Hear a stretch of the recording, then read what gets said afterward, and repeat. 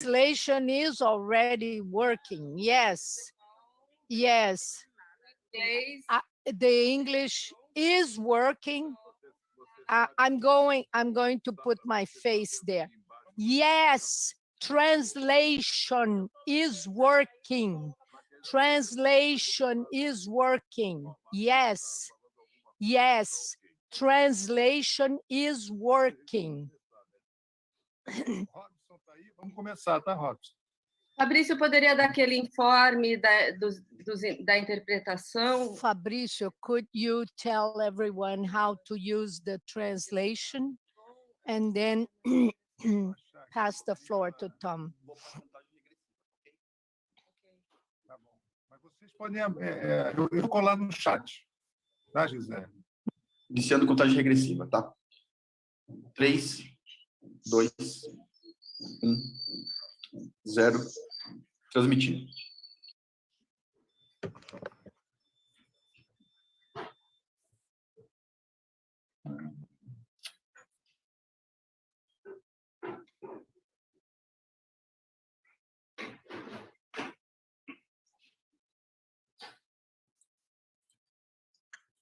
Are we ready to start? Podemos começar. We can start. I thought you were going to explain how to use the translation. I'm going to put it in the chat. Good morning. On the interpretation, if you need interpretation, we have here a button on the bottom of your screen. There is interpretation. There are 3 languages you can choose: English, Portuguese, Spanish. English, Portuguese, and Spanish, and we have information on. We will have this information on chat for anyone who enters. So we can start. Tom, please. Tom, you can start, please. Okay. My name is Tom Angati. I'm in Brooklyn, New York, and thank you for inviting me to this wonderful conference and group of friends and comrades. The title of this panel is Planning and Social Conflicts, Experiences and Struggles. And that's I find that to be the key to my understanding of community and planning is we need to take our lessons from the struggles. Too often planning and the academic world starts from the theoretical and from the distance of from struggles to learn their lessons. And that is absolutely the problem with both the theory and the practice, is that it's divorced from the contradictions, the conflicts of everyday life and political life. And so I'm looking forward to what the stories people are going to tell and the conversation that we will have. So I'm just going to introduce each individually, each of the panelists, and will be the last to kick off the discussion. The first is Luis San Martin de PA, platform of the Hipoteca victims in Spain, and is also associated with the MST in Brazil. Luis?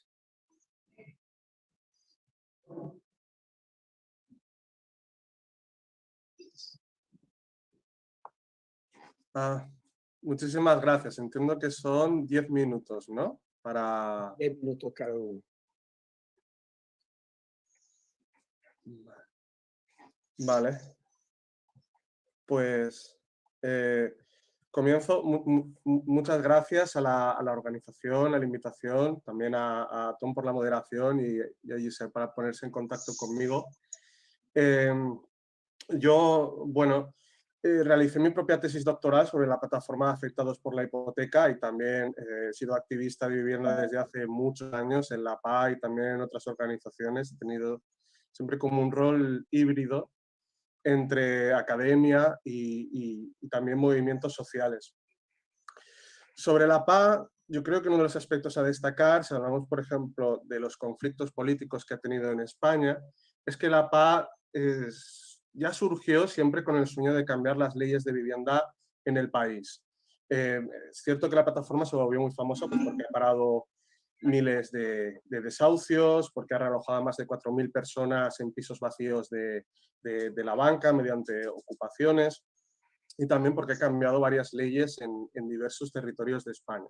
Pero siempre nació con esta aspiración de cambiar la legislación para todo el país.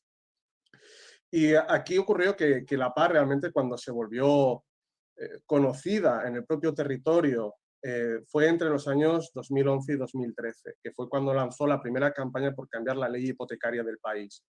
Lo curioso de esa ley es que durante el mismo proceso la plataforma pasó de ser un movimiento compuesto por 20 plataformas que estaban desperdigadas por diversos territorios del Estado a ser más de 220. Ay, perdón, Carlos. No, hay un problema con la traducción en inglés. Yo sugiero, Tom, you can understand. Okay. Can you hear me now? Can you hear me now? Can you hear me this? Can you hear the English now? Sim, agora sim. Okay. All right. Ok. I'm sorry. Siga, Luis, siga. Perdón.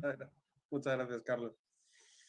Entonces, durante el proceso, ¿no? During this process, we had different platforms and we did more than 220 in all the territories, Catalonia, Murcia, and in all the capitals of the country. The curious of this process, it's not that LAPA had a state representation, and the strategy of changing the law is what made it easier to have platforms all over the country. Because in this campaign that was based on collecting, first of all, signatures to the legislative chamber, the highest one in Spain. This helped us to assist all the people who were affected by the lack of housing. They could go and register to go at the door of the banks, and many of the people who were furious and protesting, and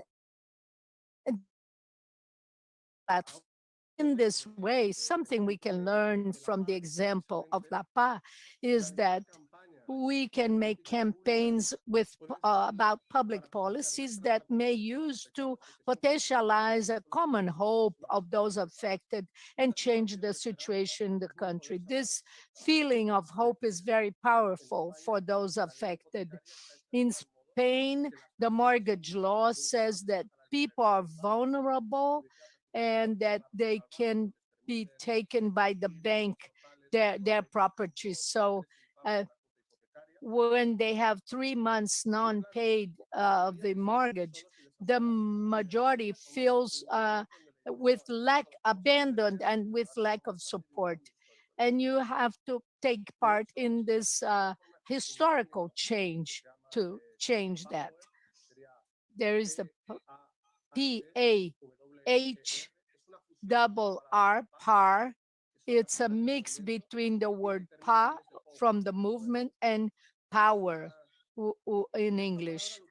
And this word par is what we call these moments of that are boiling moments, and the great moments of social protest to change a law when you say you are against the law that exists, and when you go to the squares to explain to people what this law does and why it should be changed. And so they were, beforehand, they were massacred by the banks and the mortgages, but now they are an active political subject. They can fight for their rights. This law from 2011 to 2013 that we took to Congress and we had a conservative government. We had an organization at the state level that would meet every 3 months, and it was also a state level. And this organization wanted to change the law, and we wanted to coordinate joint campaigns with an action against a bank, not do it only in one city, but all over the country in different cities. And so this cycle was repeated many times.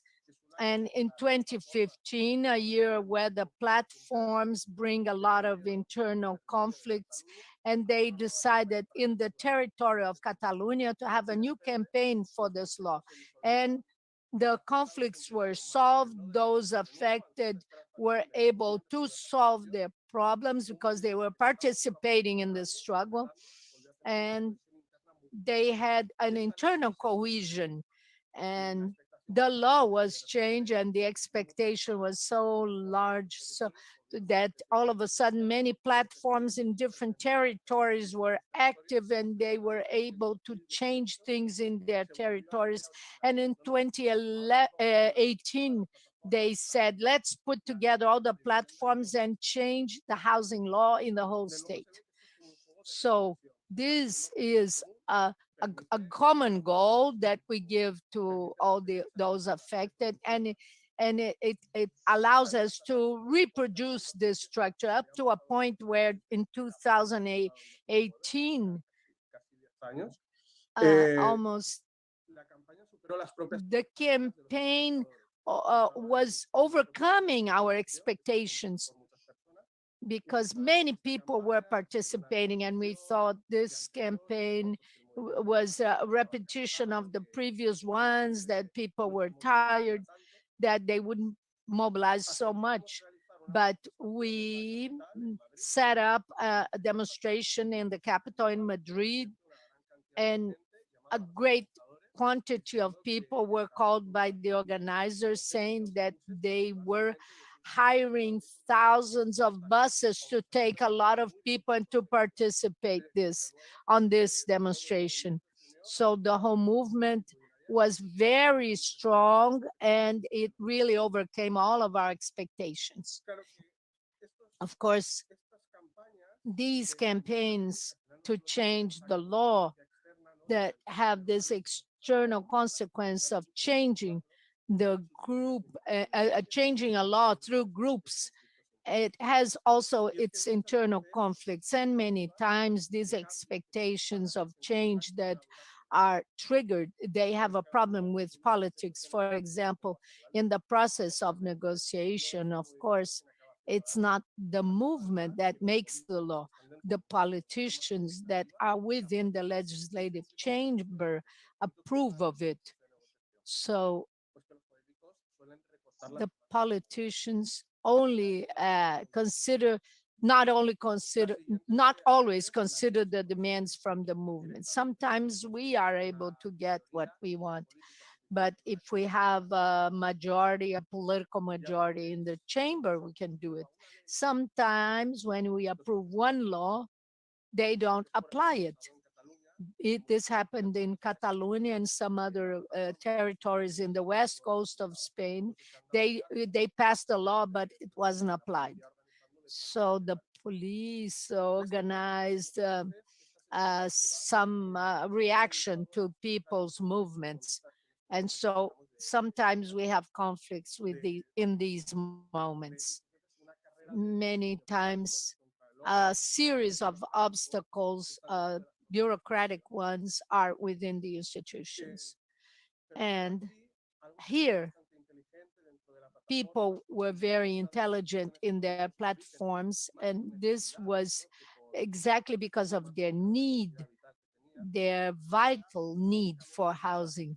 And they didn't want just to fight, but to combine all these campaigns with a change in laws with other campaigns for housing.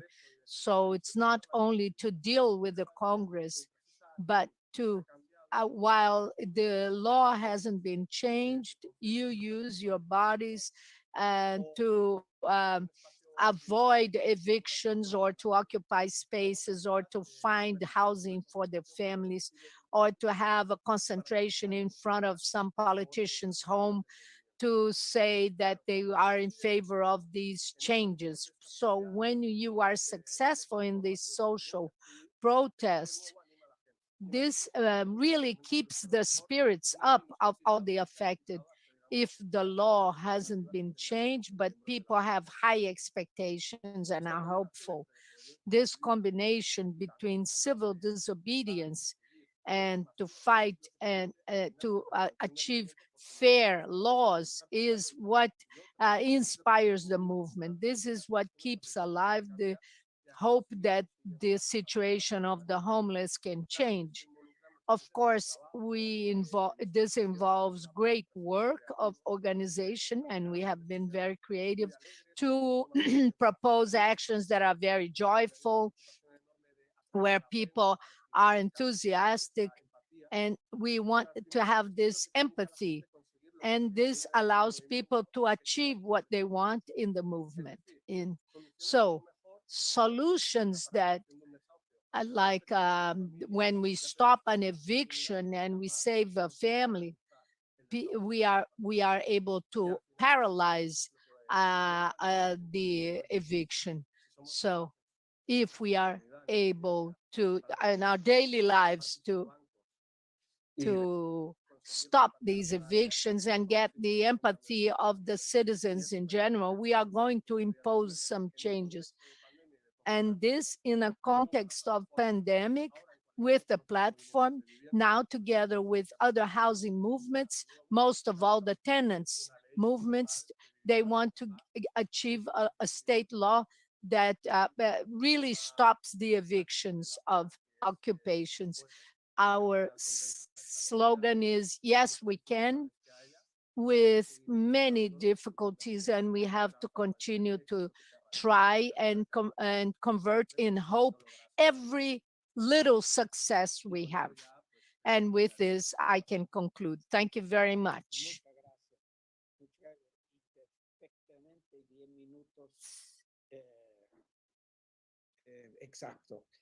Yes, exactly 10 minutes. Right. So now we move on to Stavros Stavridis from the National Technical University of Athens. Hello, everybody. May I share my screen because I have prepared a small PowerPoint?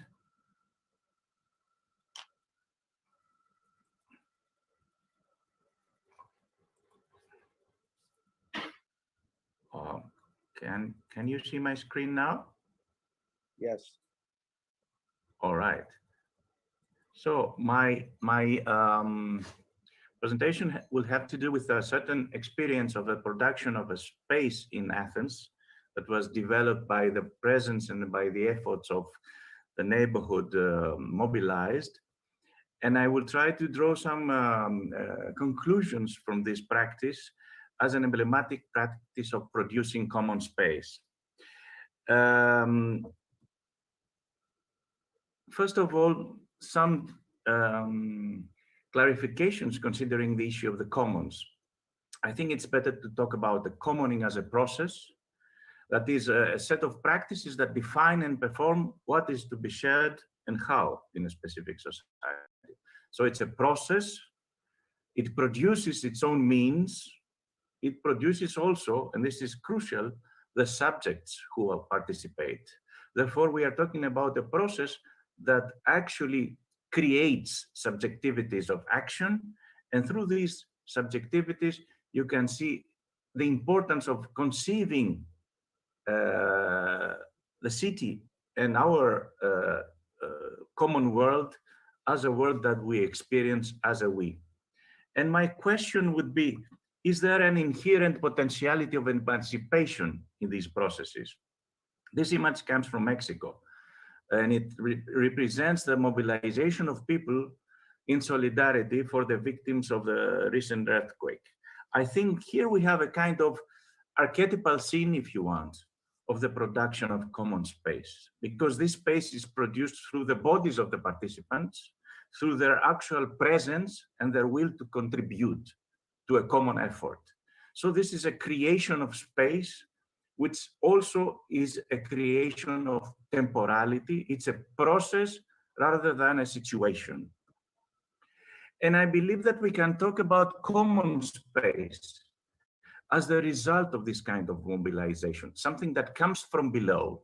It's not the space that is being defined from above. It's a space that comes from below, from those actually interested. And its peculiarity is that it's not only a result, or if you want, a scope of commoning, but it's also a shaping factor. What do I mean by that? I mean that the process actually creates the subjects, and the process actually, as it unfolds, creates the conditions under which urban commoning becomes possible. And I find it important to distinguish common space as the product and shaping factor of commoning from three other categories. First of all, it is obvious that common space is not private space or privatized space. But let us not forget that in certain cases, areas of privacy, like the family spaces, can contain, if you want, as a potentiality, the conditions of sharing. It depends on the conditions of family, if it may become part of this process of expanding and creating common space. So common space is not private space. At the same time, I find it important to distinguish it from public space. Public space is generally created by certain authority, and it is managed by this authority, and the rules of use are developed by this authority. In many cases, we have appropriations of existing public spaces as ways in which you create this common space. But this is a case that defines also the distinguishing characteristic of common space. It is being created not by an authority, but by the people themselves in the process of acquiring what they need. And last but not least, let us not forget that communal space, it might be the beginning of the production of common space. But unless we understand that this community is not building something for its own people and its own members, but actually expanding and opening the process, we cannot talk about common space. Common space is not the communal space, especially in cases in which the community is somehow demarcated, produced as a certain enclosed entity. So the production of common space has to do with forms of organized spatial relations, but also ways in which this thing is becoming expressive, as a gesture that tries to show something, as a gesture towards the future, if you want. And also at the same time, the production of common space has to do with specific situated conditions under which collaboration becomes the motivating force of the production of common space. The occupied Navarino Park is actually a small park that was created in Athens after the very important mobilizations and demonstrations following the murder of a young person by a police officer in Athens.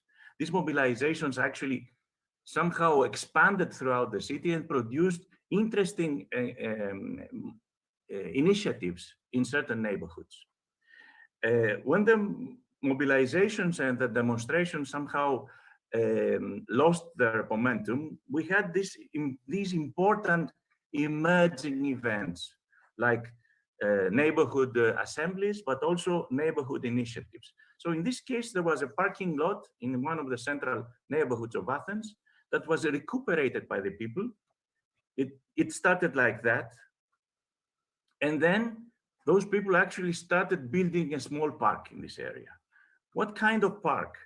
The mobilization of the neighbors, but also other people from around the center neighborhoods of the city, actually produced a place that was not just spontaneously created. It had a plan, but this plan was produced through assemblies. And I think this is an important shaping factor of commoning processes.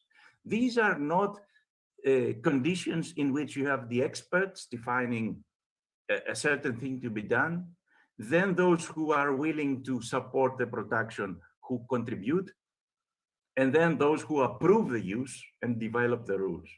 All those areas, which are obviously connected to an expressive element at the same time, have been developed by the people themselves through the assemblies.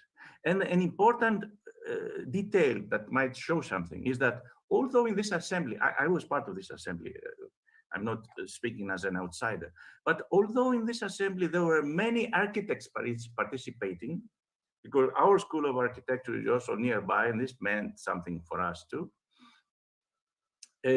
No one has declared the right to express an opinion as an expert. What we tried to do is to help others shape opinions, help others understand what is at stake, help others produce ideas. And this is the important factor of participation. Participation does not mean to allow somebody to express an opinion without giving him or her the opportunity or the means to develop this opinion, to know, but also to be informed, and at the same time to expand the imagination. I think this is a very important issue, to help people expand their imagination while participating and expressing an opinion. So this is part of the activities in this area. Students from the nearby school were also involved. Communal kitchens were established, especially because this was the period of the beginning of crisis. Cultural events, outdoor cultural events also, because this is an outdoor space, obviously. A very interesting graffiti that was produced by a famous graffiti artist on one of the walls. It started with a kind of hesitating, let's say, approach from the neighborhood, but then it became the emblem and the kind of symbolism of this action. And also an important initiative that came from the School of Architecture, which is nearby, is to produce a container box that would somehow become a multi-use area in support of various activities. Here is a paradigmatic activity of planting seeds coming from Bolivia, brought to this park by a Bolivian activist who was very much involved in the Cochabamba struggle, which I'm sure all of you know. So this is a kind of view from the air. My finishing statement, I think it's important to look at space not simply as an existing condition, like a container of life, but perhaps as a potential, as a potentiality which is being performed, which is happening through the actions of and struggles of movements. So we may talk about possible spaces and not existing ones. And this connects to the idea of Lefebvre, trial by space. It's not simply to say what kind of society we're fighting for. It's important to check it, to test it in actual experiences of inhabiting and producing space. And this is how potentiality is being performed. This is how commoning as a practice, which is overflowing pre-existing identities and gives the ground of a confluence of actions, is actually in the process of developing a struggle for the right to the city. What is the right to the city, after all, if it's not the right to actively shape the city as an oeuvre, as Lefebvre insisted? That is, not only as a product of labor, but as a gesture of art.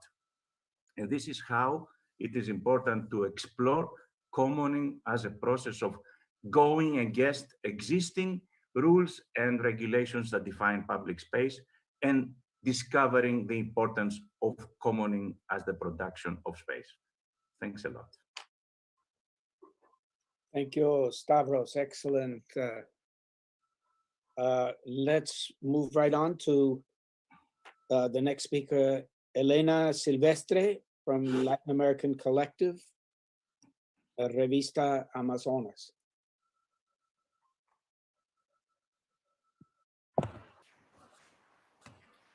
Bom dia a todos. Good morning to all of you.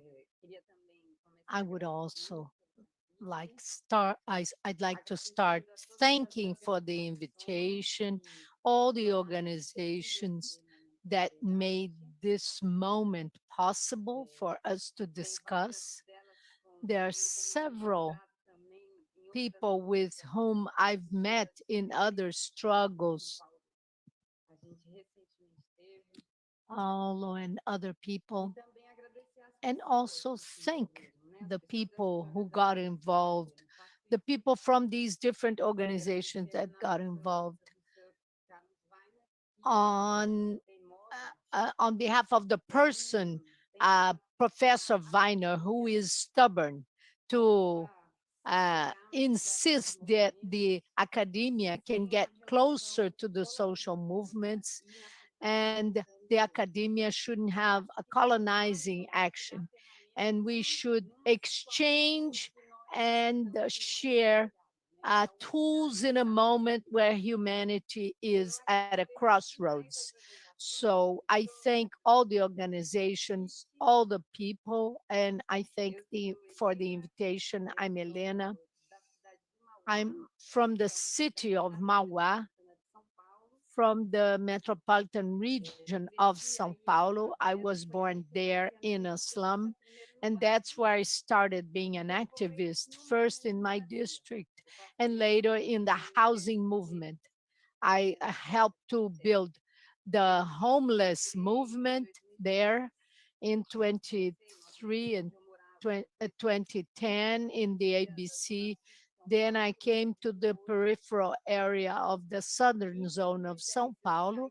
In 2010, I left the MTST, this movement, and I began to build another movement called Popular Struggle that also has occupations, both rural and urban.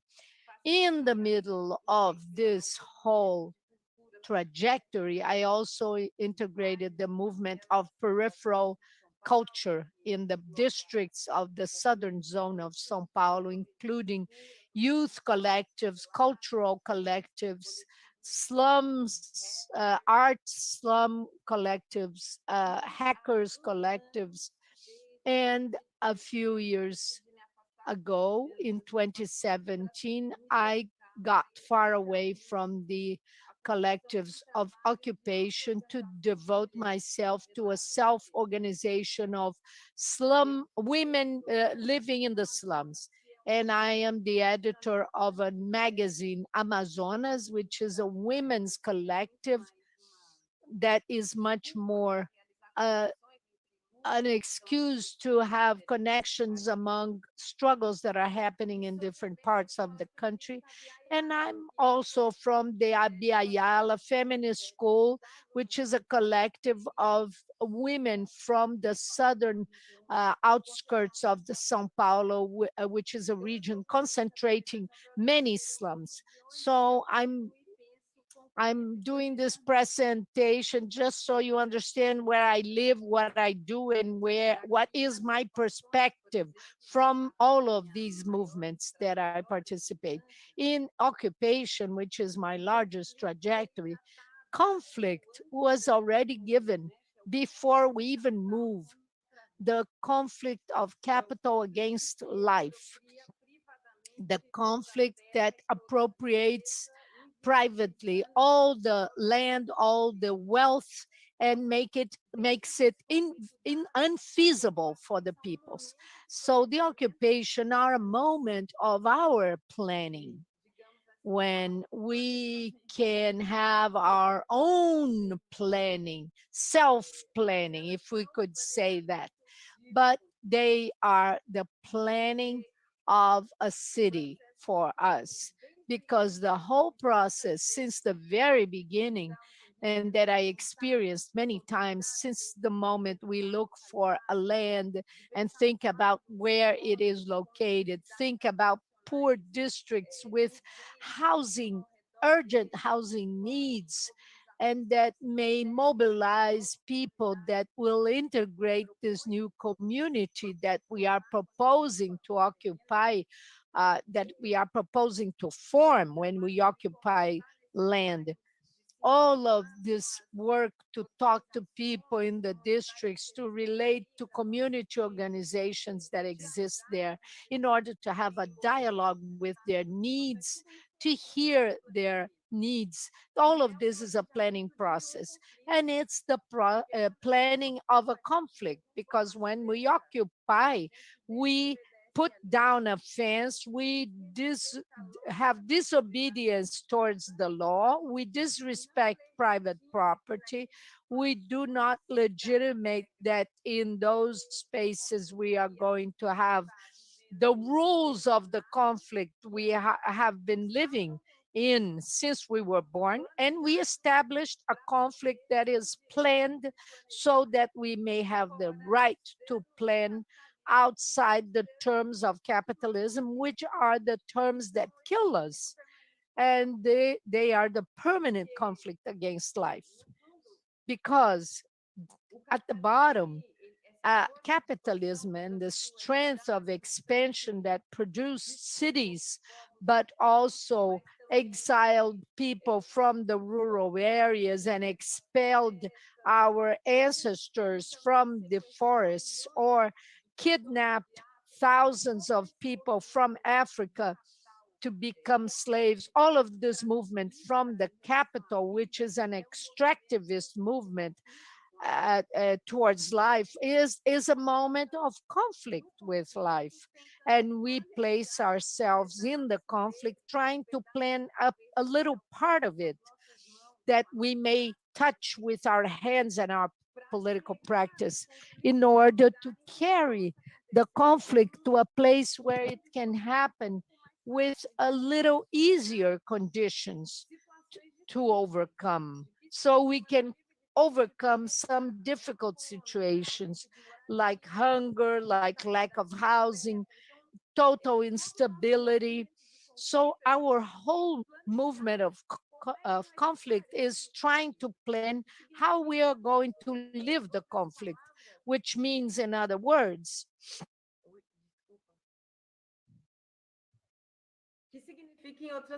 which means to organize, to get organized, self-organize. Look at ourselves and think of ourselves in the conflict. Look at the conflict and see ourselves in it, and decide which will be our movements within this conflict, and where the movements that we are doing are heading to.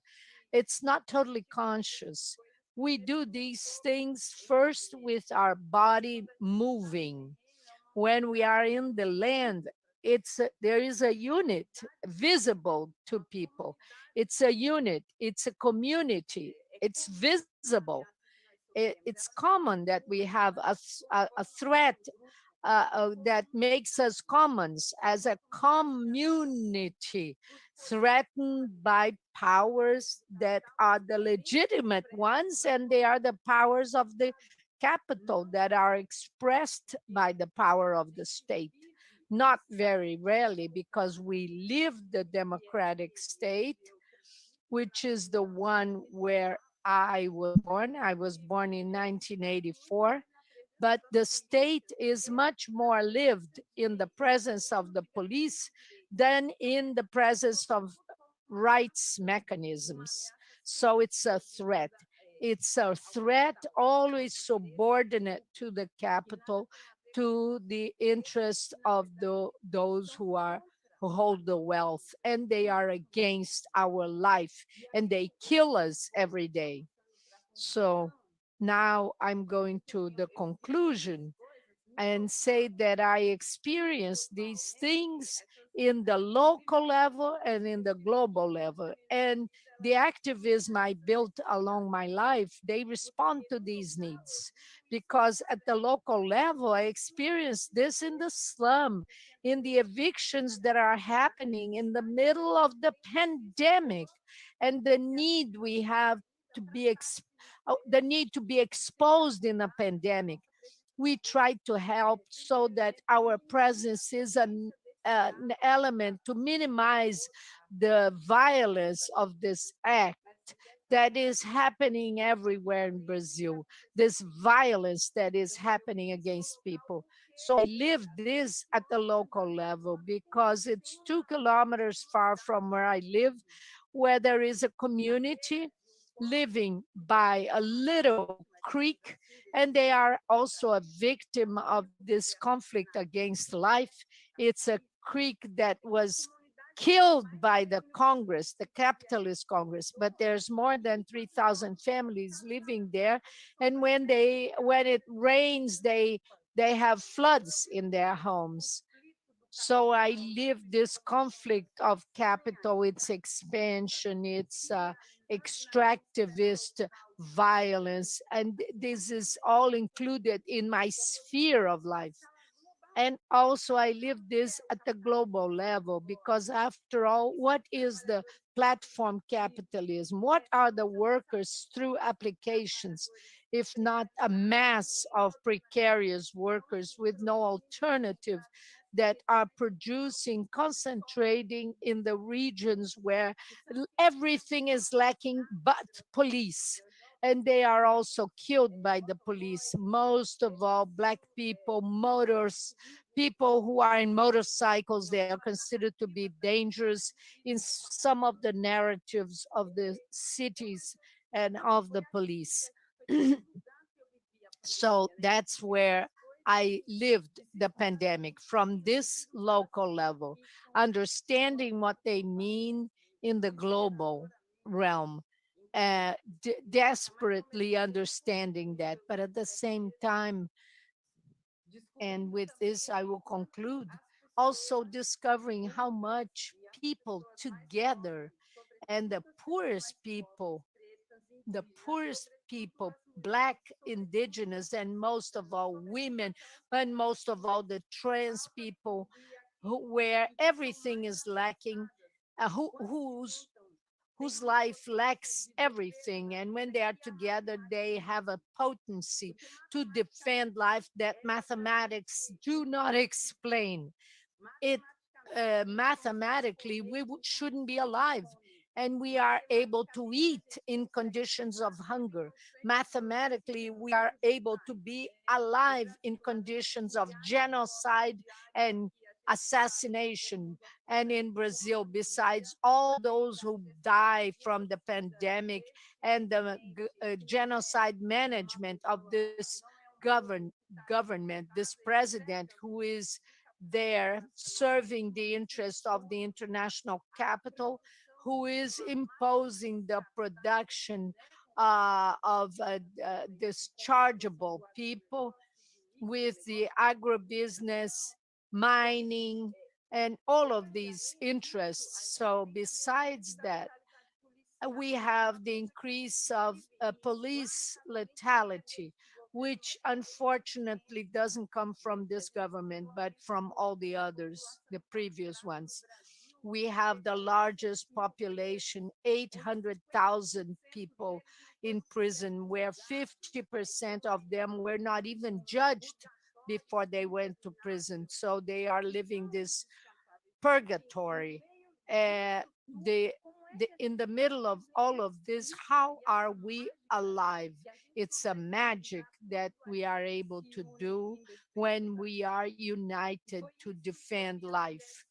And this is what I saw uh, uh, that was done by slum women.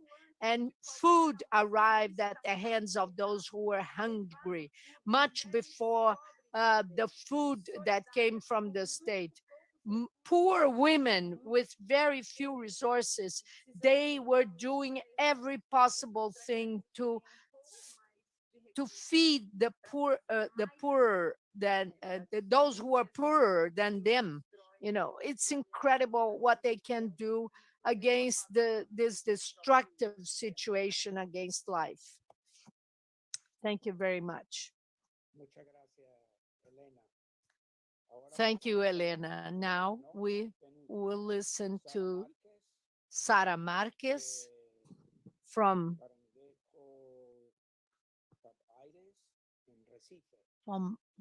Abaires in Recife.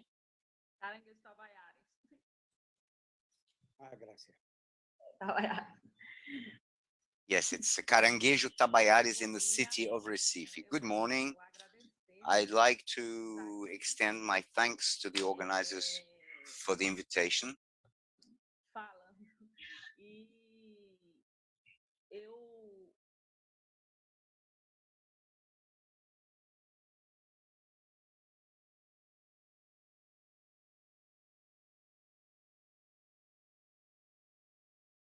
So many people and people speaking English, Spanish. What am I going to talk about? What am I going to say? And today we're at the beginning of the event, of the lesson, this debate, this conversation. I had an invitation actually this morning to take part in the G10 Favelas meeting. And when Elena started speaking, when she ended her speech, she talked about keeping alive and keeping fed under a genocidal government. My name is Sarah Marques. I'm 40 years old. I was born and raised in the Caranguejo Tabaiares shanty town. This community is in the western side of Recife, very near the center of the city. I live on the edge of a canal, which actually runs into the Capibaribe River, which is a very important river to the world. People from Recife, from the state of Pernambuco, love to say it's for the world because the waters meet and flow onto the world. Unfortunately, sometimes the waters meet this way, which is the waters flowing. When they flow by us, they do not treat the sewers, so the water goes dirty to everyone. When people talk about conflicts, it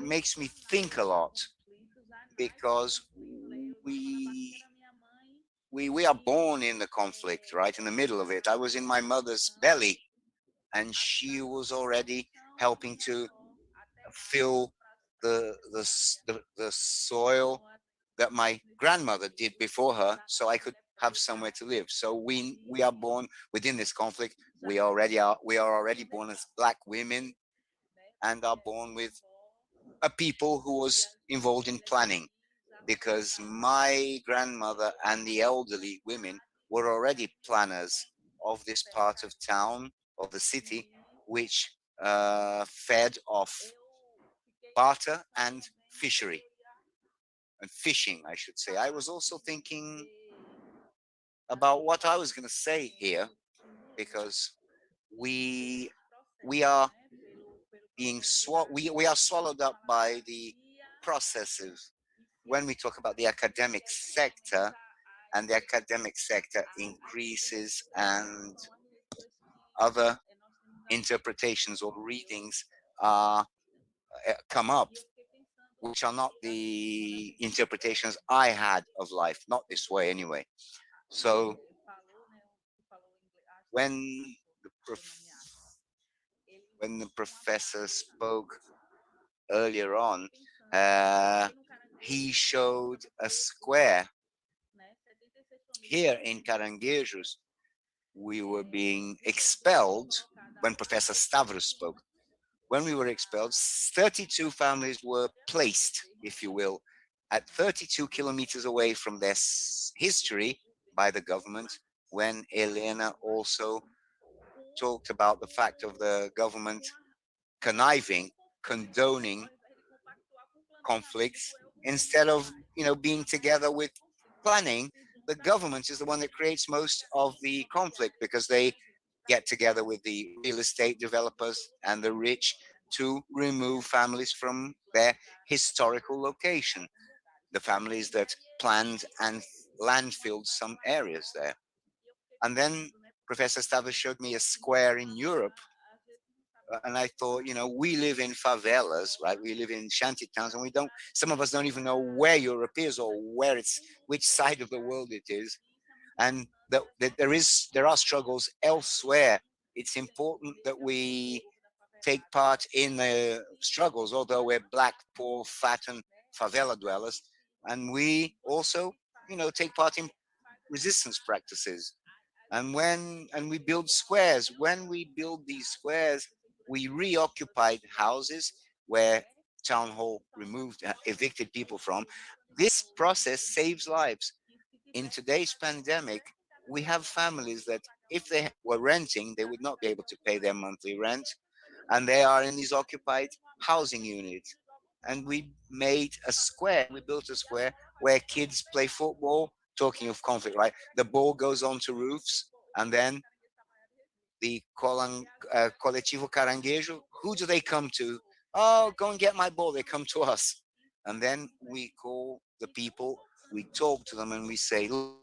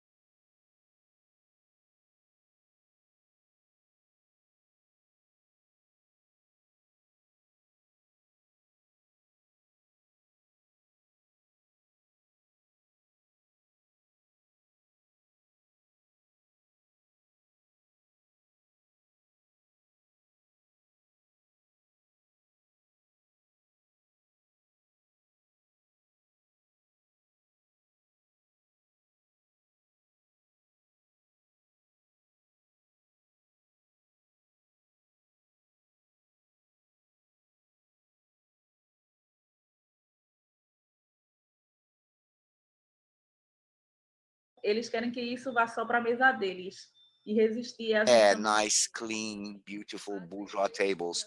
We want to do it as well. We are resisting.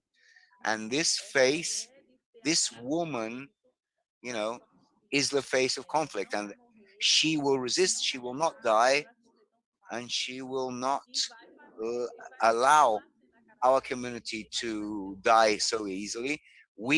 I am the face of the conflict, but I'm also the face of cooperation to push us on. And this face is to be seen as the face of the majority, because we are the majority, and the face of those who get together, resist, and continue, because this comes from my ancestors, and we carry on resisting and living, because Caranguejo Tabayaras resists. Thank you very much. Bueno, muchas gracias a todos. La última intervención es de mi amigo, compañero. The last intervention is by my friend, here from New York, Moncho Lopez. Moncho, you have the floor. Muito obrigado por la invitación. I'm going to try to share my screen. And are you hearing me, first of all? Yes. Okay. Please let me know if you see my screen. Okay, perfect. So I radically changed my presentation this morning, because I woke up feeling that I had not written about what I needed to write, and that I think will offer us like a better opportunities for a comparative perspective on planning in conflictual context. I want to say also that, knowing what I know about the history of Brazil and listening what I've just heard, what I have here feels both very familiar, but also feels very different. Like the level of direct violence that I know are evident in explicit violence, dictatorship, that are part of Brazil's recent history, is something that here in the United States is not as explicit, but there is something about the context in which I move that brings a lot of connection. So I want to say about myself that there are three things about me that explain the way that I see life, and that I see and process conflict, and the way that I do my activism. Number one is that I am Puerto Rican. I was born and raised in Puerto Rico. Puerto Rico is a colony of the United States, a former colony of Spain. And because I hate colonialism, I am in favor of the independence of my country. Number two, I am a Puerto Rican that lives in the South Bronx, which is one of the largest concentrations of Puerto Ricans in the United States. And the South Bronx is also the poorest congressional district in the United States. And number three, I work as a curator in an urban museum, the Museum of the City of New York, here in New York City. And so my work doing research for the museum, for curating the exhibitions, really, really informs and transform the way that I see conflict. So one of the things that it's a key to understanding the South Bronx is that, and activism, land activism in the South Bronx, is that the main culprit, the main enemy of this community historically has been the government. Recently, we have had private developers and their stupid luxury condos showing up, but the main culprit here has always been the government. And the government basically shows up here and has showed up here very violently with three specific agencies, government agencies. The fire department, who led the South Bronx burn down during the 1960s, 70s, and 80s, the Department of Corrections, which is the department that keeps our people locked up in jail, and the NYPD, which is obviously the police department that hunts our people down. So those are the agencies that have been at the center of a lot of the history here in the neighborhood. And I am mentioning that because what I ended up writing about was the experience of planning and the experience of having to reframe everything during the lockdown and during the uprisings of Black Lives Matter here during the summer.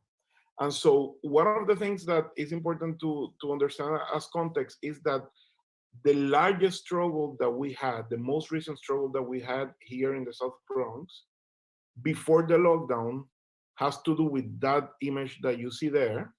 The city wants to build a new jail, the third jail, here in my neighborhood.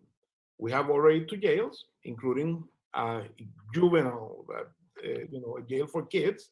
And then they want to build a new monstrosity. If you see those renderings, their perverse diabolical idea is to have the cages upstairs, and high up, like high rises. And downstairs, it was gonna be, they're planning to have like commercial shopping space that is gonna be staffed by some inmates from, that at night go live in the cages upstairs. And so we were fighting that tooth and nail. There was almost unanimous opposition here in the neighborhood, and the government still approved the plan. So that was the immediate struggle that we had when the lockdown happened. When COVID hit, obviously the South Bronx is one of the most affected communities here. We hear about death all over around us. We hear about our neighbors leaving, X went back to Africa. Fulana went, back to Mexico. And so that's really important also to understand about the beautiful conflicts and the beautiful energy that we have here in the neighborhood, is that we have a gigantic wave of Central American migrants, relatively recent wave, that has beautifully changed our neighborhood. We also have an enormous wave of West Africans that have recently moved to the neighborhood. And so it is a constant churning of populations that makes it especially challenging to plan, to organize, but also that somehow makes the state feel and the city government feel that the way that they need to engage with the neighborhood is through the carceral state, through the cops, through corrections, okay, through jails. And so the pandemic happens, George Floyd is murdered, and the usual story is that people were unemployed, people were bored, sitting home, doing nothing, and they are angry, so suddenly Floyd gets murdered, we go out into the street. That's a very demeaning understanding, because it's like we are animals that we cannot control ourselves. Here in New York City, what led the effectiveness and the push, the energy of so many of the protests was the fight against the jails that had happened right before the lockdown, okay? We were already organized. We were keeping home because we didn't want to die, but when the murder of George Floyd happened, we immediately connected with the previous fights that we've had about the jails here in the city and about the new jail that you're seeing there that they wanted to construct here. I share my block, my house, with the NYPD, the police department, and I live in terror of them because it's a gang of New York. They make this area feel like the green zone, in Iraq. They are an occupying force. And so what happened after the murder of George Floyd was that we all came out to the streets and the cops reacted very angrily. So that's some of my friends protesting here in the South Bronx. And we came out, the mayor imposed a curfew very unwisely, and curfews, as you all know, are meant to be broken. And so that created a situation in which the NYPD in this area where I live, they started bringing militarized immigration forces with long guns, in front of my house, in front of, all around the neighborhood. Here you have them. These are ICE goons. You can see the long guns there. The NYPD invited these people into an immigrant community to treat us like animals. Like, we had to show IDs to come in and out of our house because the area was occupied by these mercenaries. And so on June 4, we had a very sad incident in which there was a protest that was crushed by the NYPD very brutally a few blocks from here. And I'm talking about this because the Human Rights Watch wrote like a 99-page report about the NYPD brutality and accusing them of human rights crimes. And so at that point, and with the election looming, knowing us that there was a possibility of Trump winning, and knowing us that even if he didn't win, he could try to steal the election, which he did, the activism basically slowed down and people went home. People stayed home because many of us are migrants and we come from places where repression is real. We are not naive. And so what happened at that moment is that a lot of families, we had a situation like Las Madres de la Plaza de Mayo in Argentina, but in a corner here in the South Bronx, is that families came out to protest, kids, moms, grandmas, young people in general, protesting against police brutality, protesting against our precinct, and just us trying to make sense of how it is to do activism under these conditions. I think that as an activist and as a thinker of matters of urban planning, I'm still traumatized by the violence that I witnessed during the summer.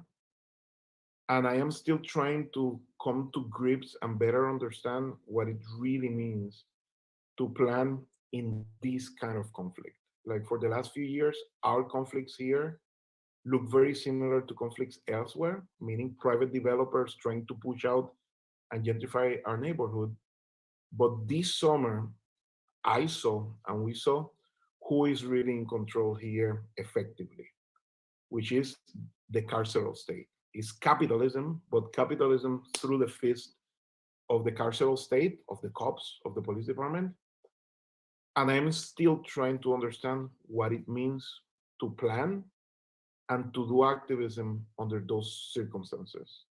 And so I just wanted to heal myself by talking with friends about what I saw and the new context that has emerged after this summer and after the trauma of the pandemic. So I leave you there, and thank you so very much for inviting me. Stop sharing now. Okay, thank you, Moncho. And it was brief. Maybe later you can tell us a little more about the actual planning you do in your neighborhood through taking control of public space. I just learned that we have one more speaker that I didn't know about, I'm sorry, Roberto Baggio. So let's move on and then we can have an open discussion. Roberto. Bom dia a todos e a todas. Agradeço o convite desta manhã. estou ouvindo aqui atentamente a riqueza dessas experiências comunitárias em várias partes do mundo que alimenta a nossa resistência. Sou Roberto Baggio. In different parts of the world that are feeding our resistance. I work from the landless movement, of workers movement of Brazil in the region of Paraná, in the state of Paraná. So the reality we are experiencing is a reality where the majority of our population, both in national as international scale, is outside the capitalist system. The system has rejected us and left us with very few rights, and daily life is a battle to be lived. Every day we have to declare war against the capitalist in order to continue to live. And these are the needs of housing, food security, to work, to have land, to have public policies, to move our struggle. So it's the needs that they impose on us that challenge us to fight. So this is the state that allows us to fight. And when we decide to fight, to survive and build better, we organize better projects, projects that may meet our needs. So in this perspective, I imagine that we organize ourselves based on needs, and the social needs move us towards organizing popular processes. That is, organize projects of life according to what we need to live. In this context, we have as the experience of the MST, the Landless Workers Movement. It's another tool to act around the conflict and in the conflict. So the planning is another tool of political action in the middle of the conflict. With what perspective? The perspective of strengthening the community. The major force is in the community, and with the perspective of solving the community's problems with their project of life. So I see the importance of planning. It's not something external or strange. It's part of the process of popular struggle and a community project.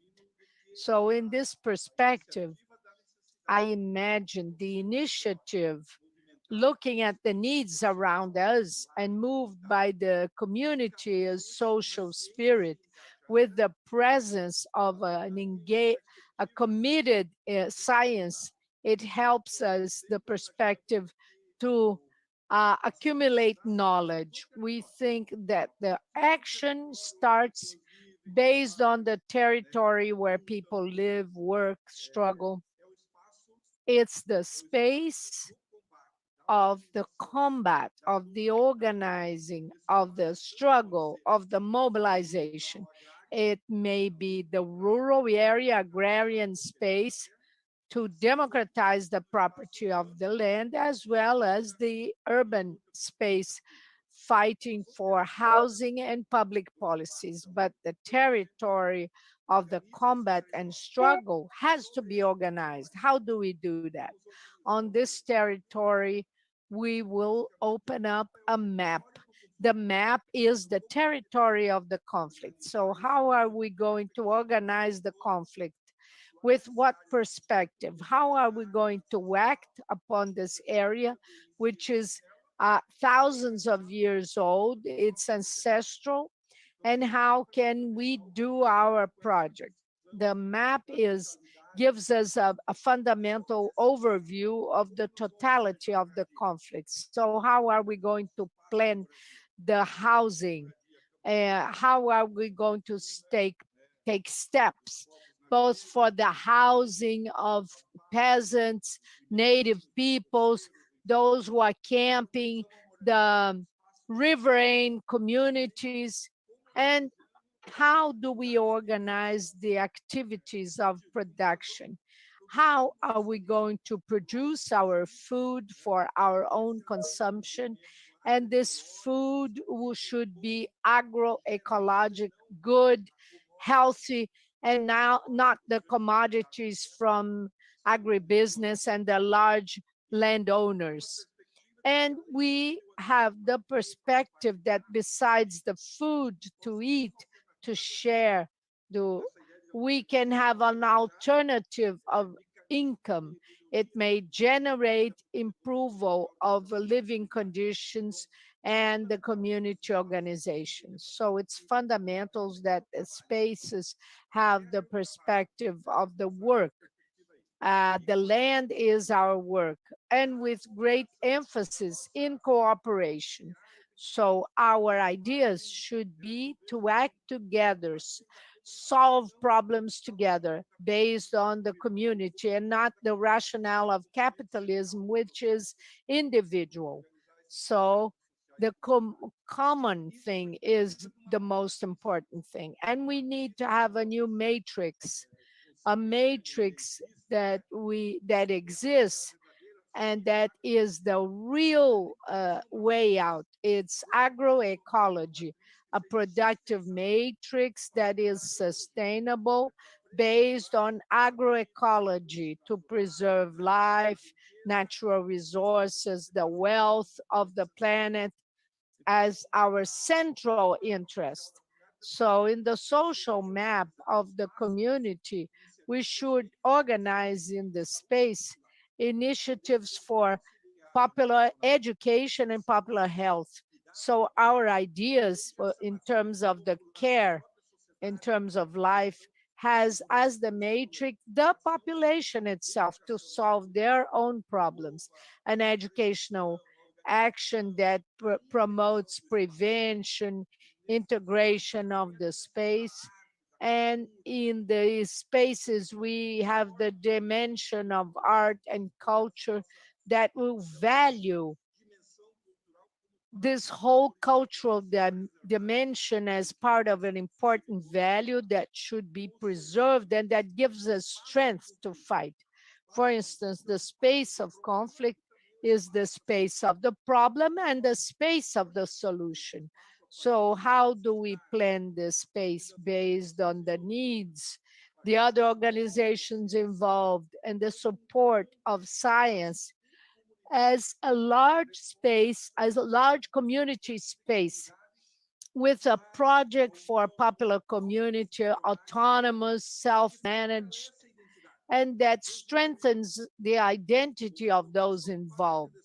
Those involved are part of this process, and the community enroots itself and grows and confronts all the rationale and the interests of the capitalist, the capital that only wants to exploit us or to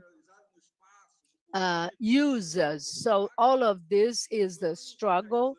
And then we enroot ourselves with popular initiatives of organization that is autonomous and self-represented, not delegating the power to some bourgeois to represent us.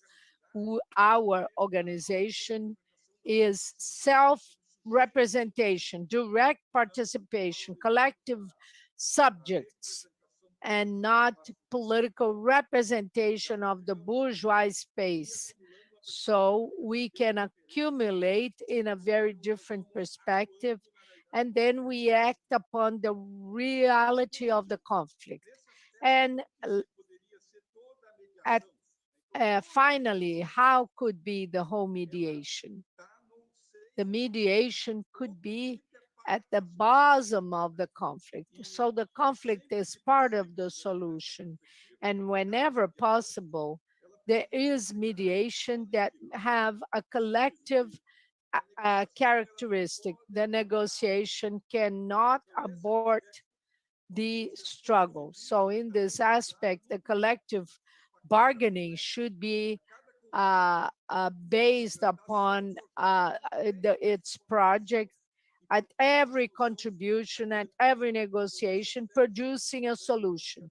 So it's always important that the bargaining or negotiation be important, but it's not the center of the solution. It's the struggle, it's the taking action.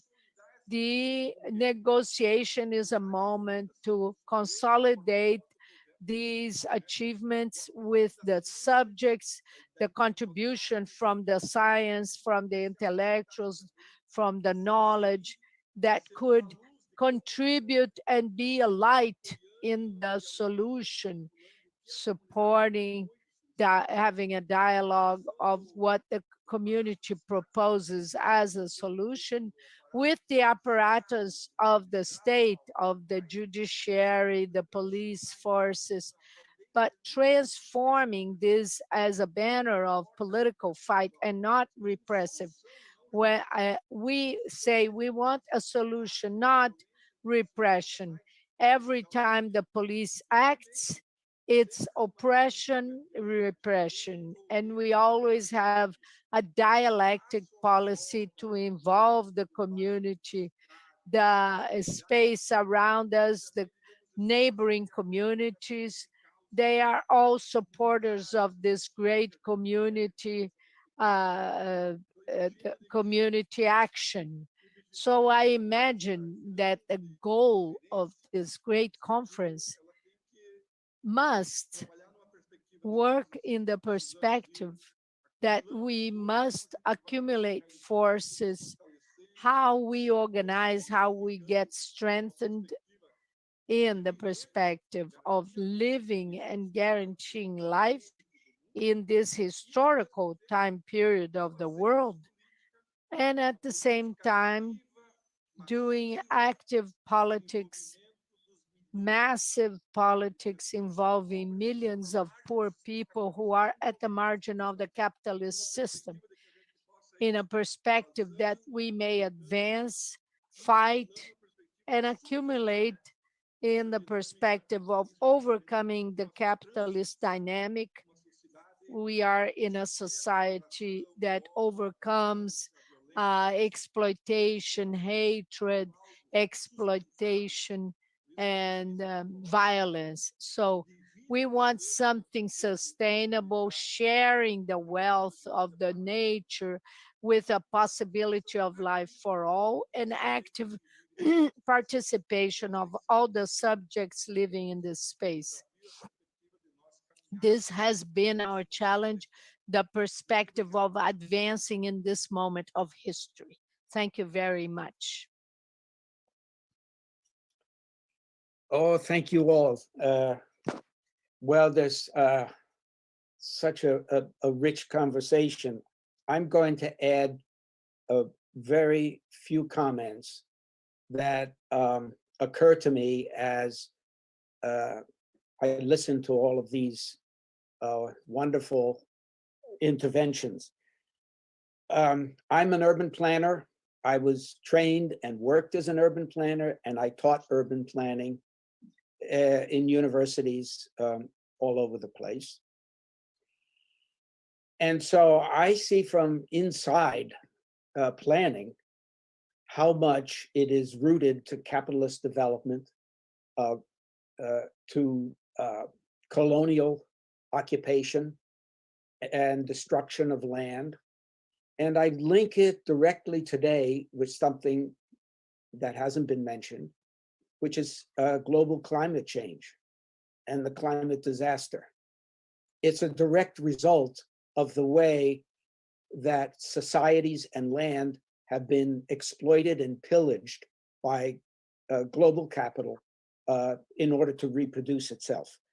So the thing that I identify with in these, all of these presentations is that urban planning is conceived of by the larger society and by imperial forces around the world as a rational process that has a global view and can act more rationally. This is rooted in its own birth with capitalism in the Enlightenment in Europe, among the imperial states, which planted in our heads this idea that a grand view of the world seen from the center of the empire is of course necessary in order to make for a peaceful, developed world. And I have students, always had students coming to planning school, waiting, expecting to learn how to make that, how to do this, how to become the rulers over land rather than participants in the global struggle against this imperial process. And the other thing I bring is my own work with Moncho as well, here in New York, against displacement, and which is entirely racialized.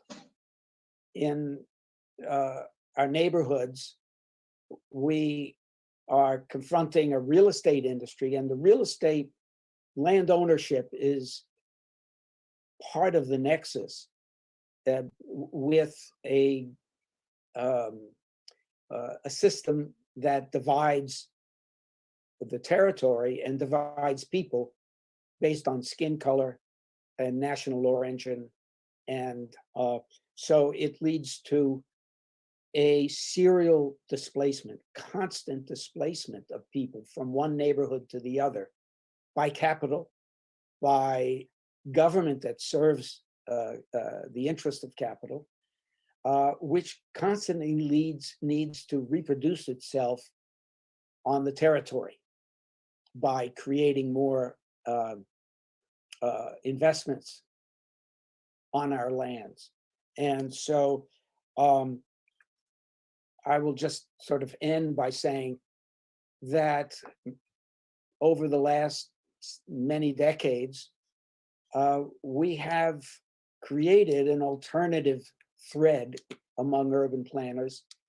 It started with Planners for Equal Opportunity during the 1960s and 70s in the civil rights movement. And it materialized later into Planners Network. And now it's called, we had a magazine called Progressive Planning that is now progressivecity.net. It's a website. But it is a growing concentration of professionals, intellectuals, and people from the struggles, the anti-racist, anti-colonial struggles, against this grand idea of imperial planning, comprehensive planning. And right at this moment, I'm involved in a fight because we have a proposal in New York City to create a 10-year comprehensive plan in a city that has used planning always to favor investors in land. Now there's a realization that the systems of transportation and social services are messed up, unplanned, chaotic, and there's a need for comprehensive planning. The problem is it's still imperial. It's still based on the imperial idea that planning occurs at the top and involves everybody at the bottom.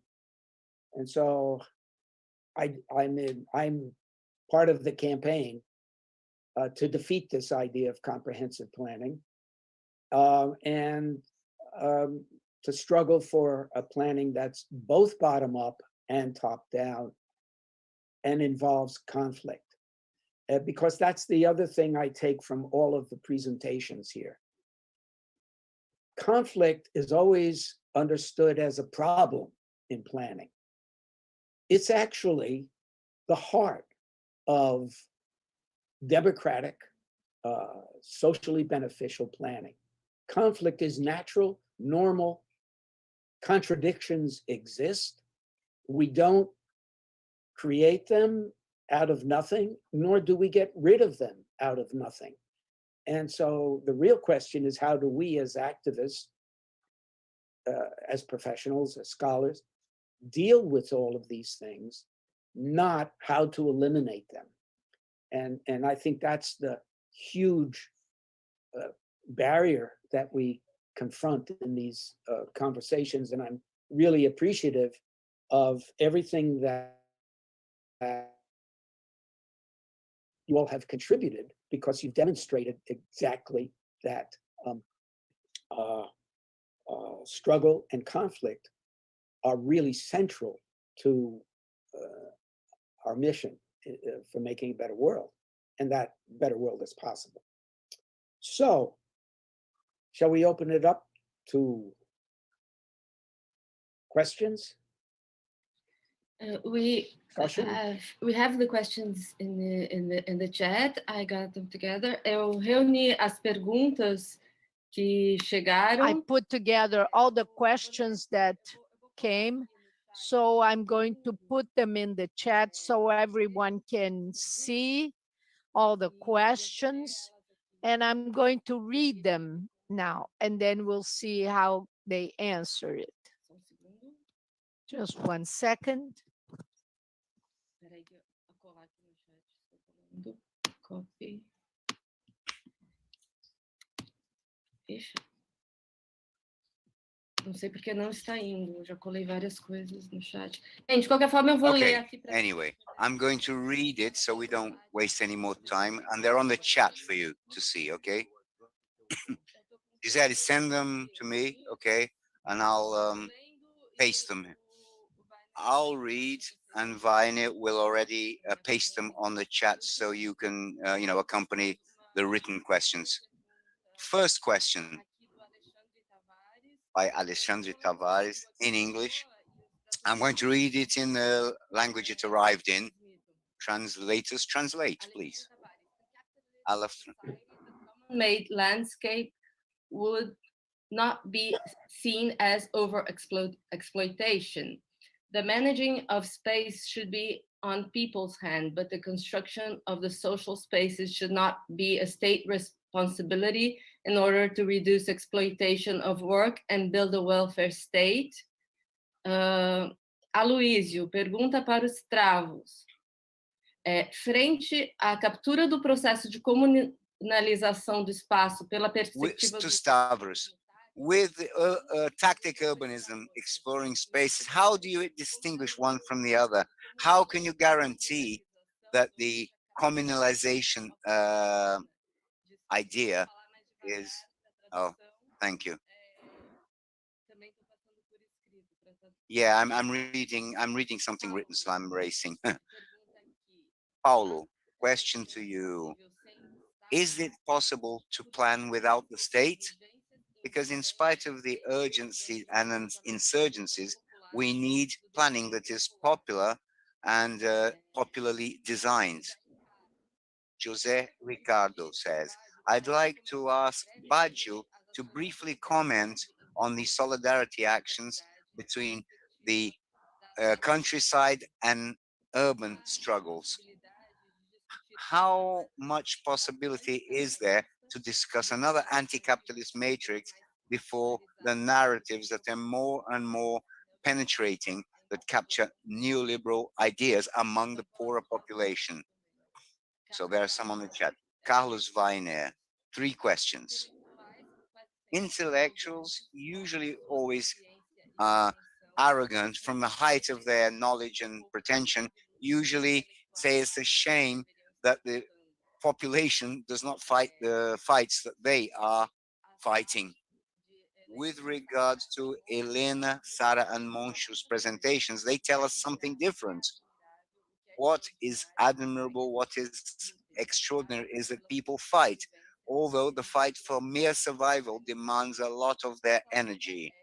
This fight is always, wherever it is, a struggle that could be described or designed synthetically in a synthetic way as the fight of life against death. It's really amazing how the word life appeared so many times during this panel. This tells us about the real world, but many intellectual discussions about what people should do, what people are, and how they should do it comes up. Material life, but also spiritual and cultural life. In Caranguejo Tabayares, I almost revisited the library very proudly that they organized. I look at Helena and I see the Sarau do Binho effort. A question for Roberto Baggio. He also talked about this liaison between material, cultural, and intellectual fight as a collective subject. Struggle for life nowadays is also a moral, cultural, and spiritual struggle. So,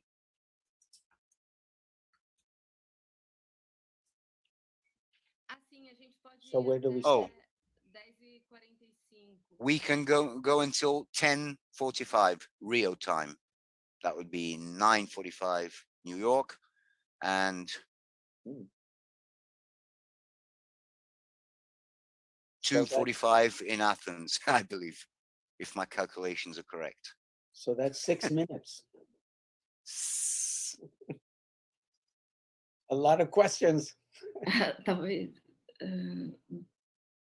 Bom, acho que ok se passamos mais pouquinho, de It's repente. okay if we go over, by 3 minutes. It's okay. So how do you want to proceed? Shall we ask each?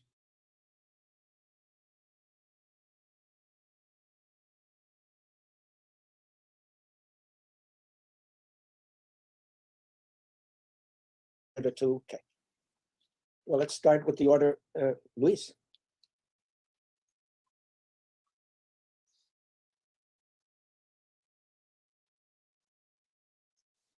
Yes. Vale. Or Uf, son una gran cantidad de preguntas. Voy a tratar de ceñirme a un aspecto nuclear de todos. It's a lot of questions. With regard to what was, with regard to what Carlos Wagner said, that it seems that there must always be an intellectual to say that what the people must do. There is, I have so much experience in housing that we had in Spain.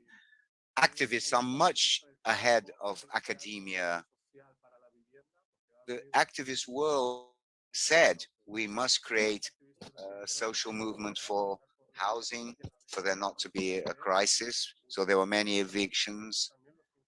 The struggle for against laws and to disobey unfair laws. The activists were the ones who really came up with the solutions, or let's say the struggle solutions. When there is a struggle, people are kind of cut off, blocked. I myself felt very acknowledged with when it was said that everything is negotiated, right, with banks, with governments, with institutions. But in actual fact, negotiation is always the last step. And everything you are able to obtain in a negotiation, you obtained in the street through social pressure. And the problem is that when somebody is evicted, they are so mentally blocked and socially feeling so terrible. It's as if they had failed. Oh God, I'm in such shame. Look at me. That's the first barrier that we need to overcome in order to reach mobilization. I was impressed and I enjoyed very much today's presentations when they said to struggle is to fight, to resist is to fight, to resist is also to fight. It's a teaching by the activists, and I see, as I see here in many parts of the world, showing that the main objective is to create a community. When you create a community around a conflict, you can win, because the first thing capitalism wants to take away from you is the positive aspect of your community, because capitalism says you can't consume, you're not worth it, you have no access to housing or food, it's your fault. But in communion, you find out that the problem is systemic and it goes beyond you. You realize that in this community, you have the strength to struggle. So capitalism, you know, what does capitalism do many times to repress the most oppressed layers of society? By breaking them up. Because if people are separated and frightened at home, it's easy to oppress them. That makes negotiation impossible for these people. But when there are communities, collective vegetable patches, gardens, this gives strength back to people, and their strength resides in the collective experience that it's possible to win. So planning and all that in the end are civic discourses, but frequently what helps people is to say, wow, we were able to do it. It's a practical example of somebody struggling, because sometimes the image of one community resisting power and one fight is worth more than 1,000 words. Okay, now Stavros. Yes, indeed, there are indications that we live in a period which is at the crossroads. So most of the contributions, I think, highlight the fact that this is not only a nightmare, but it's also a kind of opportunity, because people actually not simply accept what is going on, but really resist. And when I chose to talk about the square, the small square, which is literally created by people themselves, I tried to use it as an example of what it is possible to create against the dominant choices of the capitalist governance, and how you can also use it as a kind of motivating, let's say, experience that produces new forms of social relations. Because through this small square, this small park, let's say, it is not only that people established a place to go and play, the children for them to play or meet each other, but it's actually a meeting point which became emblematic of a new kind of sociality. It's not by chance, and I think Sarah very well described that in her own context. It is important to create new spaces of sociality, which are not spaces in which a certain authority authorizes to use, but it's actually spaces that we produce ourselves through our own means and develop the rules of use of those spaces. So I think this is a kind of self-management that directly goes against the existing conditions of life. It's not simply claiming something, which can obviously become part of a next step of cooptation, but it's actually producing ourselves as those who do not want to live this way. It's not by chance that life comes again and again in this discussion. I took the opportunity to send you a small contribution I've made on regarding life as commons in the period of crisis, of coronavirus crisis.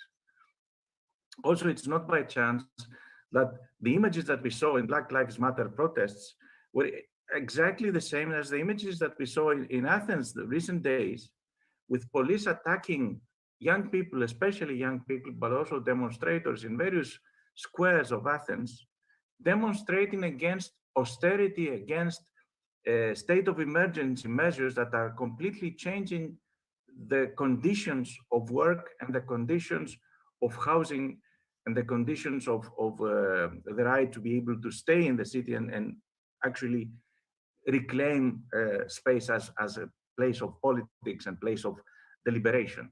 So it's not by chance that everywhere we are not simply fighting for some rights.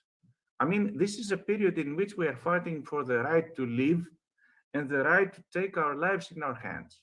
And this is happening with so many different ways, in so many different ways throughout the world.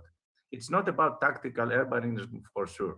Tactical urbanism is, of course, better than the top-down existing conditions of planning.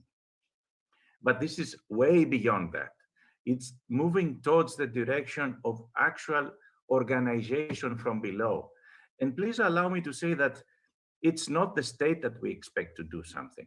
We push the state, we blackmail the state. And this is a lesson that I learned by studying movements and becoming, let's say, in solidarity with movements in Latin America and also, especially in Brazil, but also Argentina and Uruguay and Mexico. It's not asking the state for something. It's actually forcing the state to accept something. It's blackmailing, in some cases, the state, because the state is simply a historical construction that has to do with a specific period of history. We develop our own ways to govern ourselves. And this is a moment in which we should look around and learn from different movements. MST, all those movements that organize in favelas, they talk about horizontality, they talk about participation which is not assigned, they take it. They talk about ways of contributing, they talk about developing means to negotiate through in between themselves. This is the ethics of commoning that I'm talking about. It's not simply an ethics of helping each other. It's an ethics of developing new forms of social organization from below that go against the state and the market at the same time. This is a period that we have to experiment, not because of ideological choices only, but because capitalism is threatening life. It's not simply threatening some of the rights that we had. It's absolutely destroying, it's creating expendable populations. And not only in the so-called third world, it's creating expendable populations in the first world too. And Greece has suffered this period an experience of being almost the third world within Europe. Let's give Elena a chance and the others to. Yes, of course. Thank you very much. Elena. Bom, é pouco tempo, eu queria comentar uma das perguntas que foram I'd just like to comment on one of the questions that was asked earlier, which asked if it's possible to plan without the state. I could not really answer that because for my whole life, the moments where I was able to plan and be, someone involved in planning, and with my community, I could be the participant in a planning. It was always without the state, and many times it was against the state. I think that this has to do with something that Tom was saying about colonization, colonialism, because the state is something that is devised for the social organization of life, which goes back to many ways of thinking, the terms of Western mindset, which were imposed on the whole world through colonization and, just do it. It was extractivism and brute force, this is the way it's going to be, just do it. On people and on nature, brutally extractivist. Using people, discarding them, sucking out the last drop of life and strength, and doing the same thing with nature. So planning that I consider as an insurgent, as somebody connected to the defense of life, is a planning of rupture and of conflict, because conflict is the context of the world. It's been the context of the world for 500 years. So we actually have to plan how we will fit in, how we will be in this conflict, because it's inescapable. We have to do this. I think that this democratic state is one way that was thought up in order to manage life collectively and plan this management collectively, but including others, which we are not always sharing the Western mindset, the indigenous and original inhabitants of lands who organize themselves, who have no political representation as their main form of organization, but have other forms of organization, direct forms of organization, when nobody represents anyone. You are more than you represent. So I think we can make use of many forms of planning that do not necessarily, use the presence of the state, because in practice, the state has acted against us. The violence of evictions, of work, colonization, racism, disciplining, sexism, and incarceration. This is all proof of this, evidence of this, and it is against this that we are doing this. Great. Sara, would you like to add something? I loved when you said our grandparents planned. That's an amazing insight. Isso. Que elas, quando Helena fala, né, de que When Helena says that the conflict has been in the world's context for 500 years, planning is a context where my, ancestors, they were not able to kill, but they did, they did the struggle when they filled the riverbanks and went up the hills, and this let us live. From the river, people used to fish. I am the fruit of this. I'm here because my ancestors were able to, struggle, plan. We lost a few of the struggles, we lost a few of the fights, battles, but they resisted and taught me to resist. That's why I'm here, and that is why this moves me. And we have to move in order to stay alive.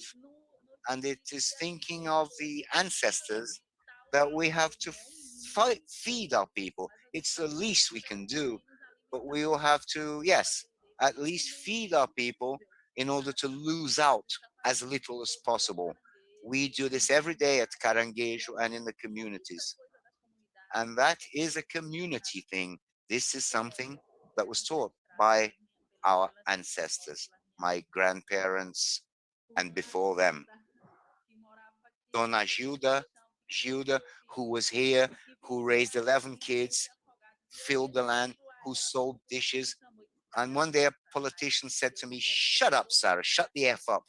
And I said, "Listen, I'm the daughter of a land where the richest person created 11 children and lived off selling food. So shut up yourself. I'm not going to just, sell myself out for so little." So it's great for me to see you all here, to talk to professors, members of academia, talking to the world. This is Caranguejo speaking to the world, as Professor Weiner said. This is the state of Pernambuco speaking to the world as a revolution. And they will not shut us up. Our square was built in an area where every day there are militias telling me to take away the painted tires and take away the swings, and we don't. And we're proud of that square. And they will not wrench me away from here because I'm already embedded here. Our system is as well. So let us resist, because resistance is key in communities, in community existence, in living in communities as well. Thank you. Beautiful. Moncho, you can add something to that about your Moncho, your struggles with the square. For Yes. land and space. Yes, I'm just wondering about the difference in the quality of the discourse, not better or worse, but compared to what we hear in urban planning conferences here in the United States, the self-awareness that exists here among these people about the role of the state and the role of violence and how things are so explicit in so many other parts of the world, and that here in the United States, it's so wrapped up in elegant ways, but the violence is still there. But you know, it's wrapped up in politeness that sometimes it's shocking when you have to face the beast face to face. Yes, what Tom was referring to is that I am part of the boards of two different community land trusts in the city, the Cooper Square, the square, and here in the South Bronx. And it is a pretty difficult organizing environment because of what Tom's former student, Sam Stein, calls the real estate state. We are dealing with a monster of speculation here in the city, particularly around the area of Cooper Square, that Tom is the director of that board, of that community land trust, that it is really, really like a traumatizing kind of asymmetrical warfare that you have. Like the Sam Stein, my friend and Tom's student, former student, he writes about how the value of the real estate state, like I have the figures somewhere on here, I'm blind, but so he says, he writes that the global real estate right now is worth $217 trillion, and that is 36 times the value of all the gold that has ever been mined out of earth. That real estate is 60% of the world's investments, and that 75% of that is in housing. At the same time, in the US, we have a 50-year low in home ownership, that 37% of home sales in the United States in 2016 went to absentee investors, and that we have more than 2 million people that are homeless, and 7 million precariously on house. And so it is like these numbers are so mind-boggling.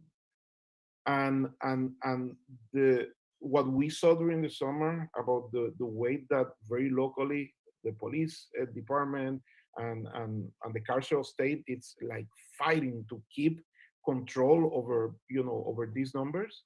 It is a change in our subjectivity. Like, these numbers are not quantitatively different, but qualitatively different. They are forcing all of us to become into different kinds of subjects. And so I think that what Elena and Sarah were talking about this joy in the struggle, this celebration, like, yes, it's mathematically impossible how so many of us are still around about after so much organized violence. I think it's a fight between quantities of capital invested in our lands, and New York is very at the center, and our efforts, like with Tom and me, like trying to keep like some sense of sanity and honesty in very small islands, and hoping like fools that this is gonna spread somehow out. But like William James said of crazy people, like a sane people will say like, why does it have to be me? And a crazy person says like, yeah, why not me? So that's where we are, like fighting like fools against in this asymmetrical warfare, with lots of adversaries within, as Tom also knows. That it's really also confusing, but we're gonna win at the end. There's no other option. Well, I wanted to add to that. What Moncho said was very important. We start with the myth that our communities and our societies are all harmonious and that we all agree. And that is the one big illusion that people get when they go into organizing is that we're different from one another. We disagree with each other about the future, about the present, about everything. And there's nothing wrong with that. How do we deal with it? That is the issue, because the social scientists and the planners all teach us that the goal is some beautiful harmony that we just haven't discovered yet. And our role is to sort of make everything work peacefully. But the greatest thing about my neighborhood is we disagree with each other. We're different from each other. So the imperial mentality is that we're all the same. We're all in the same boat. And so I think that's one of the biggest challenges, getting rid of that, getting it out of our heads and out of our organizing. How do you organize unless you realize that not everybody agrees with each other? And I often say to my students, why do you want to work in a community where everybody agrees with each other? It sounds so boring and distressing. A community of clones. That's not the community I want to live in. I want a community where difference is every day, and that's what makes life worth living. Anyway, so we didn't hear from one other person, Roberto. And do we have time? Giselle, do we have time? 3 minutos. Temos tempo, Gisele, para o Roberto falar? Okay, he has 2 minutes to speak. Okay, Roberto. Very briefly, Professor Ricardo asked me to comment on the actions of solidarity during the pandemic. We in Brazil are undergoing a great pandemic where the national government is killing us every day.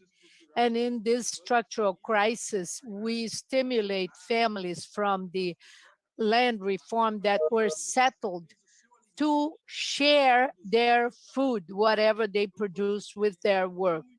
It was a very interesting experience, which then generated the stimulation or the motivation of those families to share what they had, the rice, the beans, the manioc, and also donating blood to the weakest populations.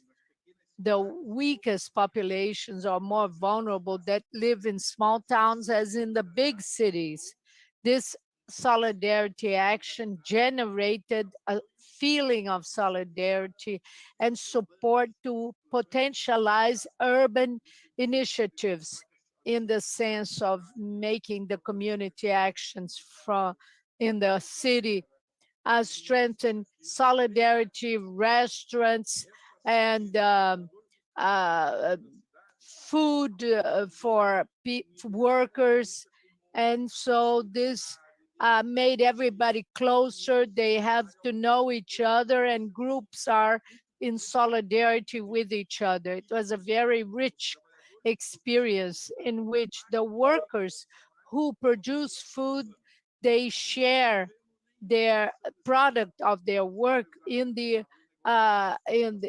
for the urban populations. But we didn't see any initiative like this from banks, large landowners and agribusiness people, large bankers. So we must save ourselves if we are in solidarity with one another to confront our problems. So I'd like to say, capitalism will try to kill us. It's its nature to exploit us and to kill us. So what do we need? We need to organize during the pandemic, take care so we don't die from the pandemic, take care of our neighbors, strengthen community links, because only the culture of solidarity, knowing the others are brothers and sisters, and one share what they have with one another, we will be able to survive. It's the community actions of solidarity among peoples, among countries and continents in the world that will be the basis for us to survive and build in the future a society with life, because we cannot expect anything from the capitalists. They want to exploit us and kill us. And we, the generation, has to take care of the planet, the earth, and not allow them to privatize all the natural resources, privatizing the natural resources of the earth and life in a private way just for their interest. We want a world that is socially, communally, associational, of human beings that share everything, because there is wealth for everyone. This is our view in this beautiful morning, listening to all of the experiences from different parts of the continent.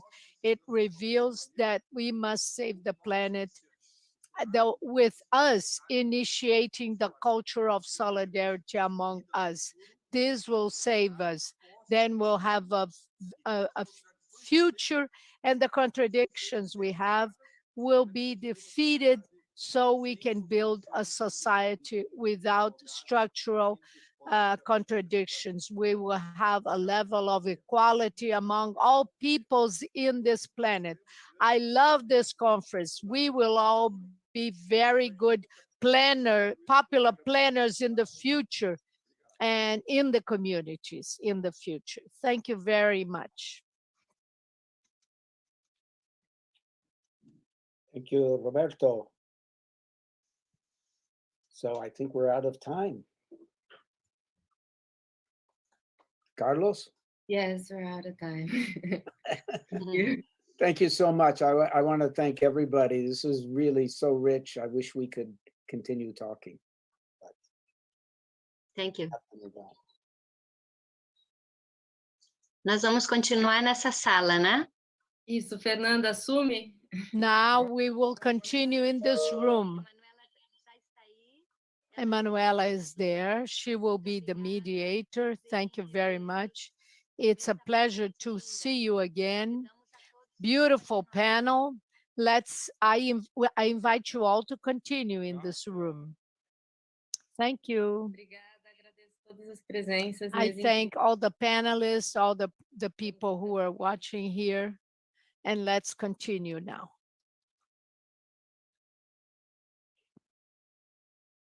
Fernanda, we can start. Let's go directly because it's already 11:10. Manuela, you're welcome. We are here. You can open your microphone. Yes. Yes. Good morning to all of you from Barcelona. I am the chair of this panel. Thank you for the invitation. It's wonderful. I participated in 2014 in a very interesting meeting in Rio de Janeiro. It was very good. The panel we will have now, it has to do with planning and social conflict with different focuses. All of the presentations analyze the role of advisory as an instrument to articulate the struggle from the grassroots and to create a basis for the dynamics for the urban struggles. So all the protests of the inhabitants, etc., with fundamental rights to life.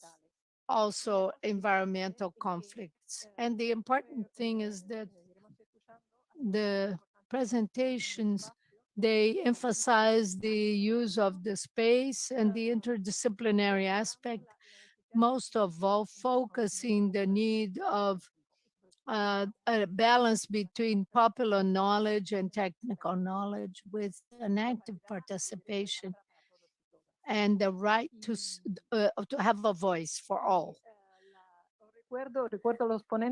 And I recall that each speaker will have 5 minutes. You can use the chat for your comments and questions. I will start with the first person. I'm sorry for the pronunciation of the names. The challenges on the popular planning. Good morning. I'm Ivânia de Paula. I live in Vidigal, southern region of Rio de Janeiro. I have a PowerPoint I would like to share. Yes.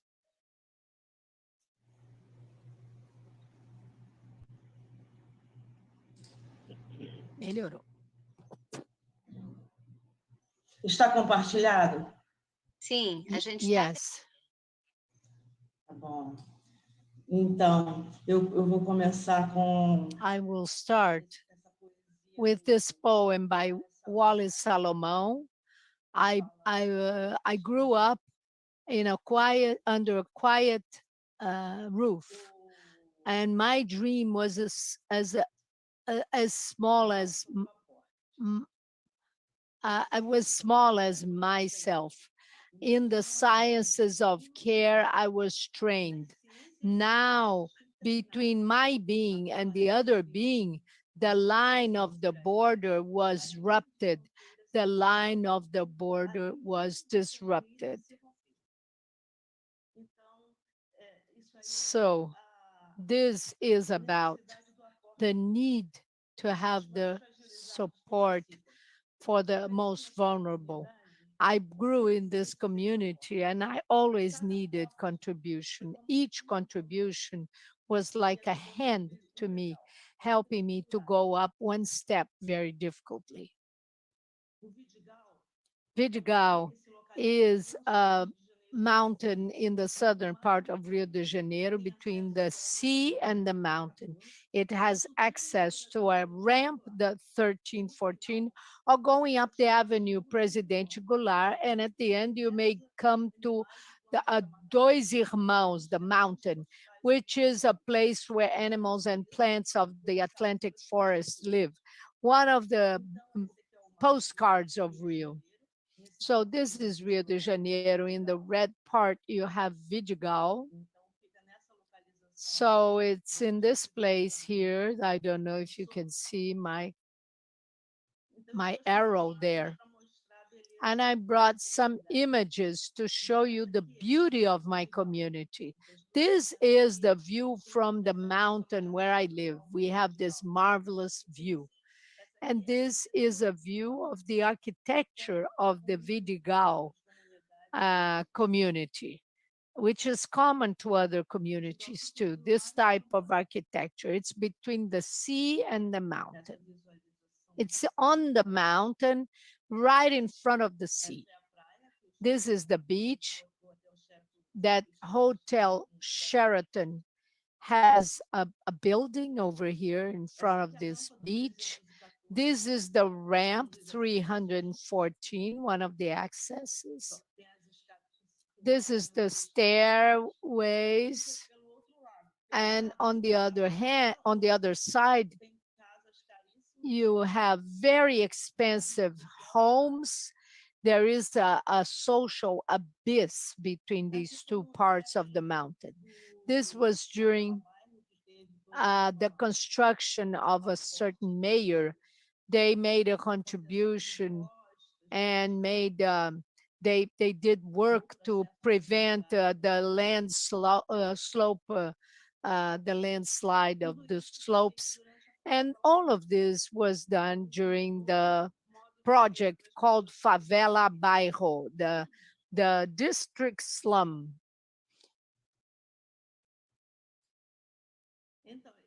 So this place, they tried to remove people several times. I remember the one from 1977 where they would evict 320 shacks from but with action by the community under the leadership of Armando Duque, Pernambuco, and Paulinho, and support of Professor Maria Cristina Sá and Dom Eugenio, the bishop from the Catholic Church. This process was postponed. They marked here the houses or shacks that would be removed. That's how the shacks looked like then. In 1980, the place was chosen to welcome Pope John Paul II. And with his blessing, the community continued to stay in this place. They made a chapel, and it's there until today. It's a point that people visit because the Pope is there. This house there is where, at the back is where I used to live. Here is inside the chapel. The bishop is showing the ring that he got. And these are pictures of the local protagonists or major actors of the community. Nós do Morro is a theater group that in 1986 began to welcome children and adolescents to give them theater courses and brought more culture to the region. This is another actor that made a great difference in 1993, Ralph Giglio. He's a boxer. He started this gym for box. And in 2003, Mauro Quintanilha transformed this place into an eco park. The project got a prize in Oxford. And in 2008, a German businessman bought 37 properties with commercial goals. He wanted to create a tourist tour for hotels. It didn't work out, but he inspired other entrepreneurs, local ones. So he opened up a new aspect to the community. If this gringo came here and bought 37 properties, his intention was touristic. So the community understood they could create a touristic tour of the place. So they created a touristic visit. And in 2012, there was the implementation of the pacifying police unit. And they had this wonderful view, and then they started gentrification. Madonna went there, Aerosmith, and other important people. And they began to have a tour for, and the property and the proprietors no longer could stay in the region because everything became so expensive. They had to leave. It was too expensive to live there, so they lost their roots. And today, the policy of public security was not good because the population didn't have access to public services.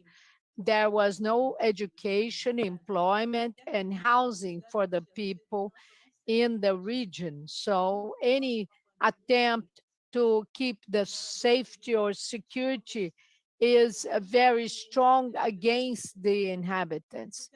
And the inhabitants, this is on top of the mountain, the top of the Dois Irmãos mountain.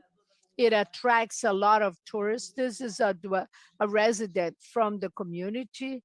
There they make their pleas and they ask God to bring them something. This is art and culture too. appropriate the spaces, and Vidigal is a very active place, but it's necessary to have a follow-up with citizens services. You cannot have a very nice project and then abandon it. So there, I feel the need to have maintenance. Maintenance is not done, so things are degrading naturally in time, and it becomes an obsolete place. The seeds do not become a tree all at once. You must water them, and when they become a tree, they have flowers and fruits, etc. So to change the urban area, you need technique, knowledge, popular participation throughout the whole process. And in order to have the minimum infrastructure and urban equipment that is good for the daily life of the citizens, it depends on good organization. The planning that is only technician may produce a better development, but the quality of education starts by the dignity of the spaces. This is Sergio Fajardo, who had made a project there. The responsibility of the professional is to be an educator, transforming and becoming the maestro of the place. Every lighting that we receive opens up different focus. Right now, I develop a project in the course of social urbanism or urban planning. So we think of entrepreneurship, memory, tradition, etc. Now, please conclude. This is what I wanted to show you. I'm in this project trying to solve problems, but I don't have any contribution from any company. I do whatever I can. Obrigada. Thank you very much. Thank you, Ivana. Now we go to the next presentation. Urban planning. Pido por favor de intentar respetar los tiempos de 5 minutos para que podamos tener más tiempo para el Let's try debate. to keep to our time, okay, so we can all have time to speak. Thank you. Good morning, everyone. I just like to confirm that you can all hear me well, and you can all see my presentation. Yes, Samuel, we can see well. I'm going to race against time here a bit. I'm going to talk about territorial conflicts and urban planning flexibilization in Araquari, Santa Catarina. My name is Samuel. I'm a architect and a city planner. What I'm going to talk about has a lot to do with my study for a master's degree. Araquari is in the northeast of Santa Catarina state with about 38,000 inhabitants, and in spatial organization is mainly connected to the cutting through the territory by highways. We are next to the municipality of São Francisco do Sul and Joinville. São Francisco has the port, and we have a railway going through the town. The logistic is of industrial enterprise and major industries. There is a dispersed urban extension being imposed on the city, on the town recently. This is a plot of around 5,000 units, which is undermining a lot of agriculture. There is great populational growth here, as in the state of Santa Catarina. In 2012, BMW moved in, and this directly impacted the direct access of the master plan, and we are also attracting the real estate sector greed.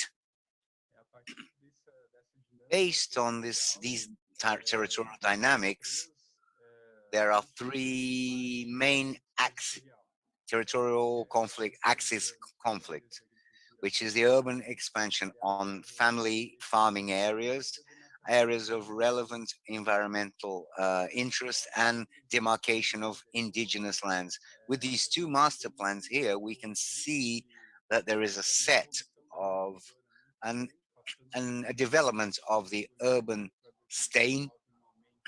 You can see 867 hectares to 2,712 and a half. So significant increase, thus promoting great excessive urban spread. Based on the 2006 master plan, there are laws that alter urban perimeters and zoning areas, always moving from a less permissive to a more permissive use. Environmental production areas becoming industrial zoning areas.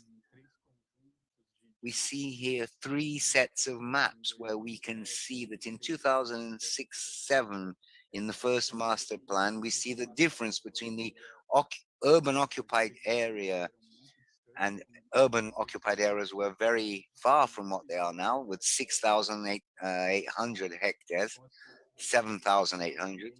With the flexibilization, there has been a 1,200 hectare increase, as you can see by the red marks.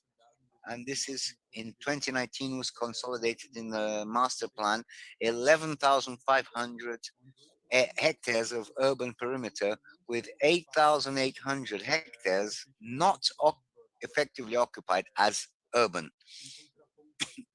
As a counterpoint to this, and now bringing up conflict processes, we have the demarcation of indigenous lands,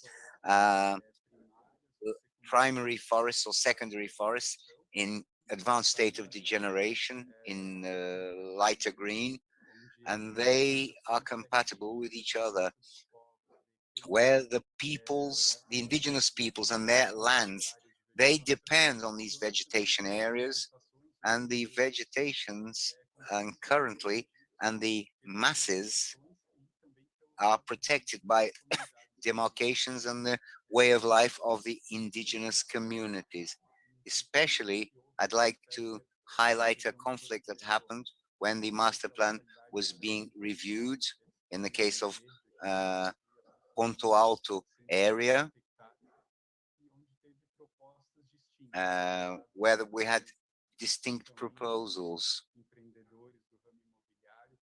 where we had a lot of real estate entrepreneurs that wanted to turn this into an urban area, a lot of speculation to buy land, of course. And in this area, there are only family farmers with small farms, with family farming units, especially banana plantations. And after the review of the master plan, they had to fight against this speculative dynamic. So at that point in time, we carried out a study which demonstrated that the municipality of Araquari did not have to use its urban perimeter to meet the needs of all the demands for industrial development, among others.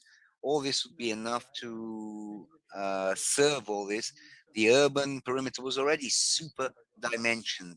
We carried out a study working with demographic density, and we understood that the capability of populational absorption of the urban perimeter that already existed would go way beyond the populational expectations for the area. We already had capability within the urban perimeter to serve 160,000 size populations, low density, and they wanted to turn it into 50, which would be almost the size of Joinville, a much bigger town. In planning workshops and public hearings, and with a lot of struggle, a lot of wearing out of ourselves and the people, a lot of hope, we were able to maintain this a rural region against the planning process and the new master plan. However, at the end of the 3 years of the master plan review, many community indicators were ignored, technical indications as well. Rural zoning mapping here, this was all ignored, and the reality of the vegetation massifs was ignored, of the indigenous lands, and also so this moved away from the territorial reality, and this did not respect the municipality based on the three conflicts that I mentioned before. So what is happening in the municipality is that it's a market-oriented planning where the guidelines were not actualized with regard to action and mapping of the needs. The market planning meets the needs signaled by the market. They do not fulfill their social function, deterritorialization processes, and ignores local realities. This is what happened, generally speaking, within this master plan review in terms of a flexibilization, especially with regard to being democratically managed based on the Pontual plan. These are some of the points in my presentations. Thank you all very much, and may we have a great event moving on. I wish you all good. Thank you, Samuel. Now we move on to, I'm sorry. Now we're going to hear the experience from Niterói, a struggle panorama, a scenery of struggle since from 2018 to 2019. Glauco. The five presenters we will continue with Niterói after that, and then so the first presentation. Thank you.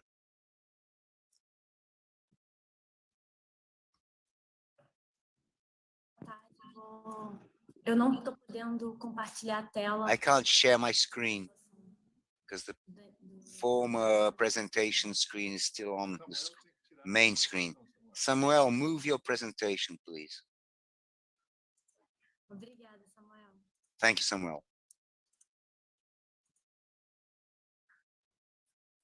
So, yes, Ana Clara Aguiar will now talk to us about the conflicts for the right to housing in the city of Niterói, state of Rio de Janeiro.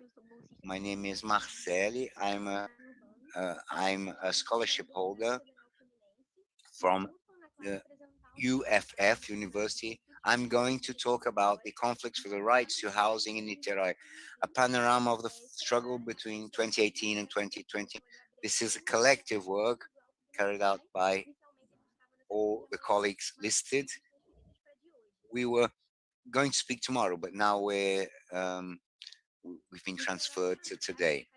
Niterói is in the metropolitan area of the state of Rio de Janeiro, connected to the city of Rio de Janeiro by the ferries and the Rio Niterói Bridge. And we're going to talk about the protests for housing in Niterói 2018 and 2020. Niterói is a very unequal city, although it displays signs of being a model city with great quality of life, etc. But if we look at the popular areas, the residents still have to take to the streets to claim their rights to housing. A collective group of residents here we're going to show their struggle. This is the manifestations for housing. 53 protests in 2018. We see the main way of protest was public demonstration, then other forms. In 2019, this increased because of the harder conflicts due to the claim to land, strong rains, and I'm going to talk about the local housing association building. In 2018, in 2020, we see the struggles being reduced because of the moment we're going through. In spite of this, the residents were able to readapt, and virtual protest appeared as a new form of protesting. There are also public acts in spite of the social distancing, but then this showed the difficulty of staying at home. I'm sorry, the speaker is reading, so she's a bit faster than normal. In these graphs, we have the claimed and the claimants areas. Reclamados, the claimers, are those who are, let's say, against these conflicts.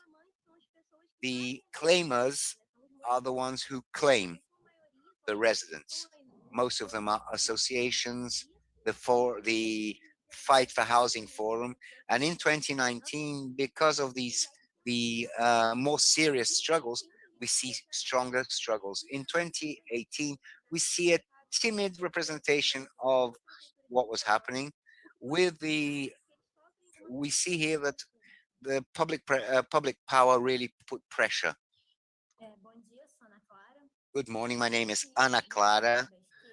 In the graph on the left, we separated it in two categories. First would be emergency, such as the search for social order,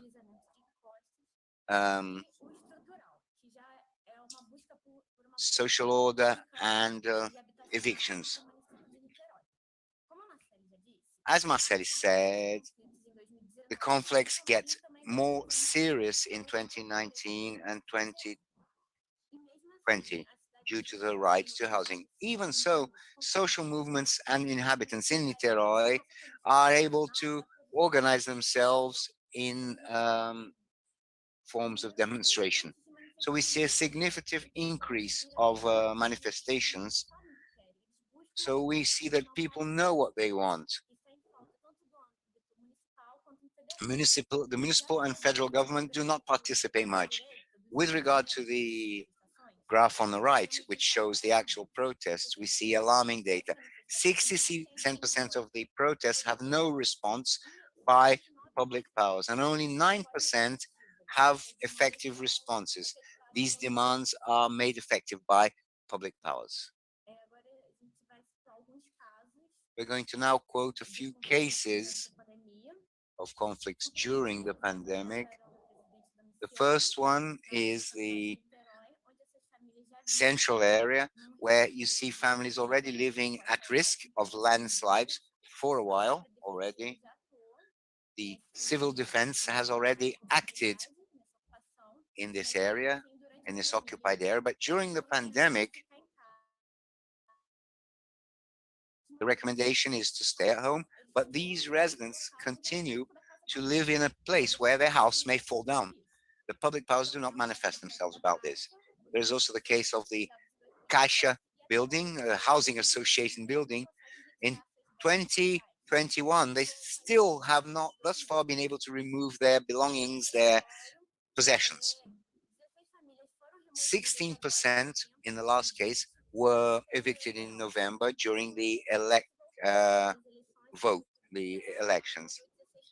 16 families were evicted. In February, these evicted families already alleged that they are not getting their social rent rebate. This way, we are able to trace a brief panorama. First of all, in the period of the pandemic, with a sanitary crisis, it was able to guarantee the right to housing. Social movements and residents had to go to the streets and go against the social distancing to claim their rights. The public powers still show themselves as a conflicting force, but we believe that this work can be a struggle tool, especially in the residents part of the forum of the struggle for housing. This is being talked about in our forums, and well, that's our message. Thank you.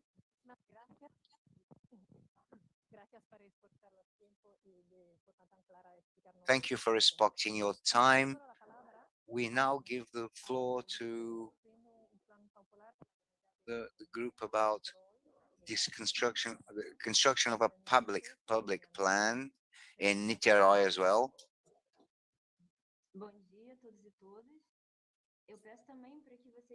I ask you to please tell me if you can see my presentation so that I can start.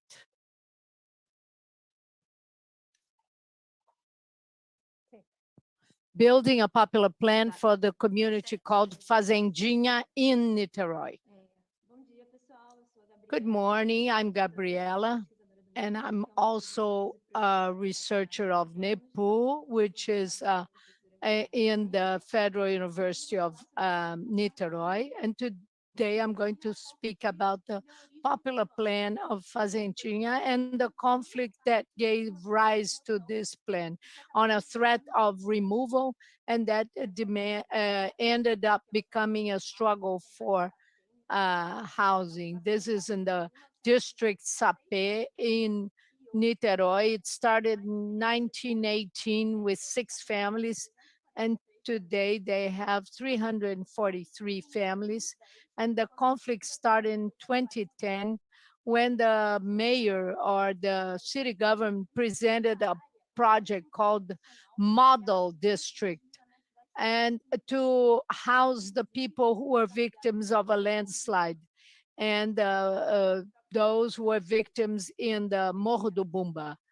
So this project was going to change this area completely, and their rural lifestyle would become an urban. They would build several buildings, and it would be 5,000 units of apartment, very small apartments, 50 square meters apartments. So we could see what would be the project and the implementation of all of those buildings in the territory. So that was a regulating action. In 2013, this decree was revoked, and the residents tried to get their land deeds and their and EIPLAC in 2015 starts this process for regulating their land deeds, but they never gave up. They incorporated to a forum for struggle for housing struggle, with several other groups from Niterói, and that have the advisory of NEPU. And then they started asking for advisory from NEPU by the Residents Association. The project, the popular project for land deeds, and it arises from the conflict situation that was taken to NEPU, this extension course, because 2 of the residents came to the forum. They wanted to understand what the public hearings were discussing in terms of the master plan for Niterói. In this plan, Fazendinha was able to be determined as a special zone of social interest, ZEIS, in the master plan of Niterói. The whole plan is being elaborated in a permanent aspect with assembly meetings of all the population who reside there. They have a residents association, and now they are working remotely. This is a new challenge. In this stage of the project, new conflict situations came up. Internal conflicts this time, regarding the necessary adaptations with rights for all. Once again, the residents will have to come up with a collective subject of struggle, and that they understand housing as a right and not as a property. So It was this conflict against removal that was able to mobilize them, politicize them, this residents of Fazendinha, and they were able to stop the initial project and were instrumentalized in order to confront this permanent threat to their place. And they acquired more knowledge about their rights, and they gave a step forward because now Fazendinha has a complete land deeds regulation. They have now all the rights in terms of ecology, environment, everything. They have acquired every right they wished. Thank you, Gabriela. Thank you, team. Thank you for both. Now, we will have another intervention, the struggle for housing and the sanitary crisis, the protagonism of women and children. Isabel de Lima. Thank you.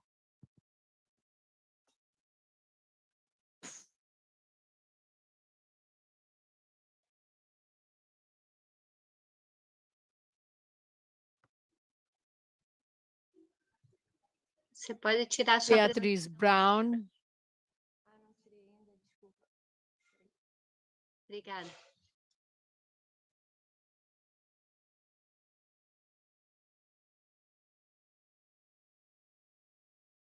Ainda tá.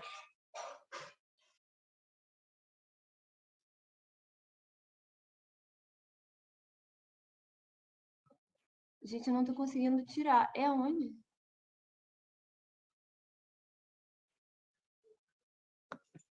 Tem um íconezinho aí. Deu. Obrigada. Desculpa.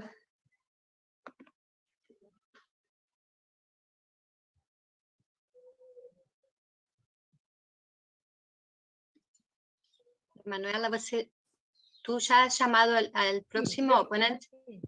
Si quieres, vuelvo a llamarlo. Bueno, Sí. gracias. Sí, vale. Ahora vamos a escuchar la intervención Now sobre... we are going to listen. So the struggle for housing during the sanitary crisis, the protagonism of women and children. Beatriz Greenhalgh, Isabel de Lima, and I give the floor to them if they are ready. Después escucharemos la presentación After sobre... that, we will listen to the presentation. Gracias. Beatriz. Beatriz, please.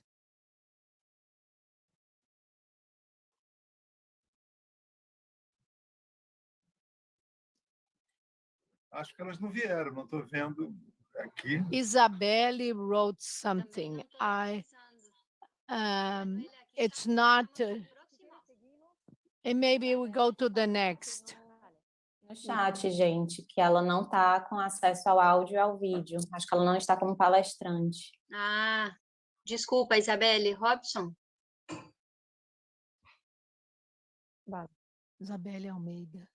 Um minuto.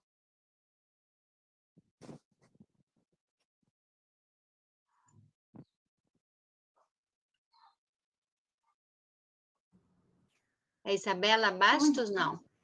Não, Isabela Almeida. Pronto? Okay, here she is. Tá bom. Desculpa, Isabela. Isabelle. Tudo bem. Vou tentar apresentar aqui.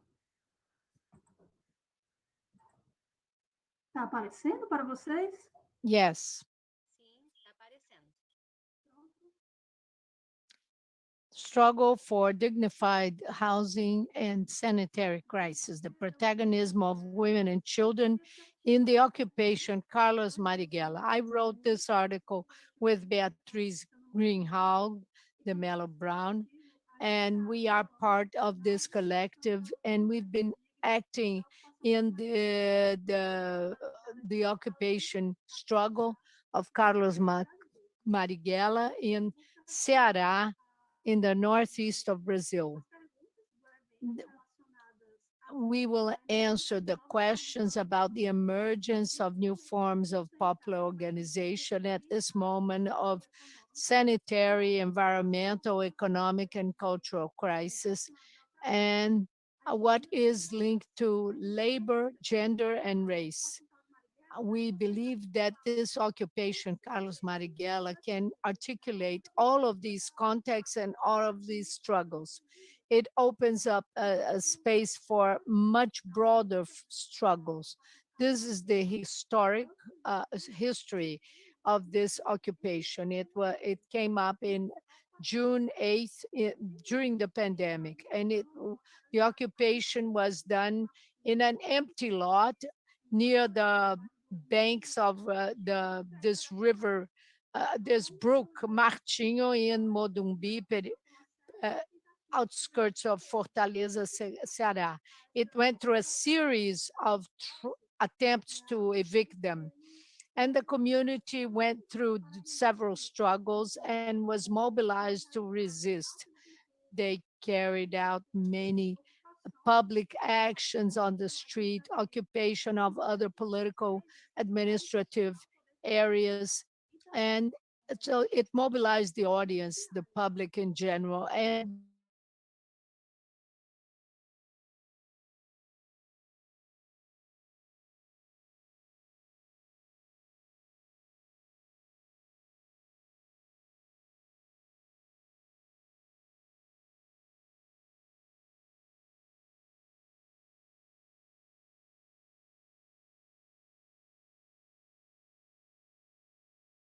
the judicial force. They put pressure so that this project is not only in paper, but be really built. These are the political organizations that are building this occupation, and the legal advisors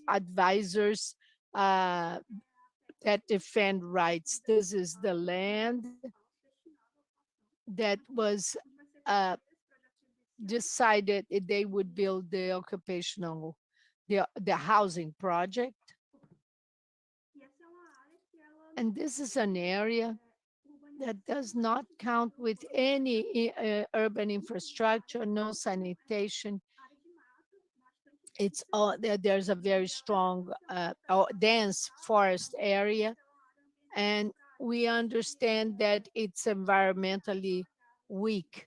There are some flooded areas. This is the forest or the vegetation that exists. There are some vegetal species that are, or plant species that are very special and good. This was the last attempt to evict them at the end of last year. And in this attempt, the women and the children were at the front line against the military attack. They resisted and they were protagonists of this. The children in this occupation, they experienced this territory, and this is the city they have, and together and collectively, they explore, they play, and they resist. That's how they participate in the struggle as a political training process. They also took the front line. They took the megaphone. They sang songs to resist. They screamed their slogans in front of the military police. So they are protagonists of the struggle and of their destiny. They are political subjects, and they may transform their reality. So we end by saying the future is not decided yet. So the occupation Marighella will continue, and it needs to advance, and we will continue to support them. Follow us up in the social media. We intend to continue to advance. Thank you very much. Thank you, Isabelle. Thank you very much. Thank you, Isabelle. Now we give the floor, the collective process of resistance, Mundaréu de luta. So I give the floor to them, and then we will have the last presentation. Thank you. Gracias, Renato. Thank you. Good morning. I'm Renato Abramovic. I'm a researcher of the Observatory of Removals, the Research Observatory of the University of São Paulo on urban planning and architecture. They have partnerships with the movements, and they usually follow up collective processes of eviction. We have partnerships with labs in other states, and we have here two works in Ceará. We have partnership there too. The removal observatory follows up since 2017 a process that has occurred in certain blocks at the center of São Paulo, in a region that in São Paulo is known as Crackland or Cracolândia. It has a national dimension already. Much is mentioned about the open use of substances such as crack and other drugs that compose of the users that flow in that region, that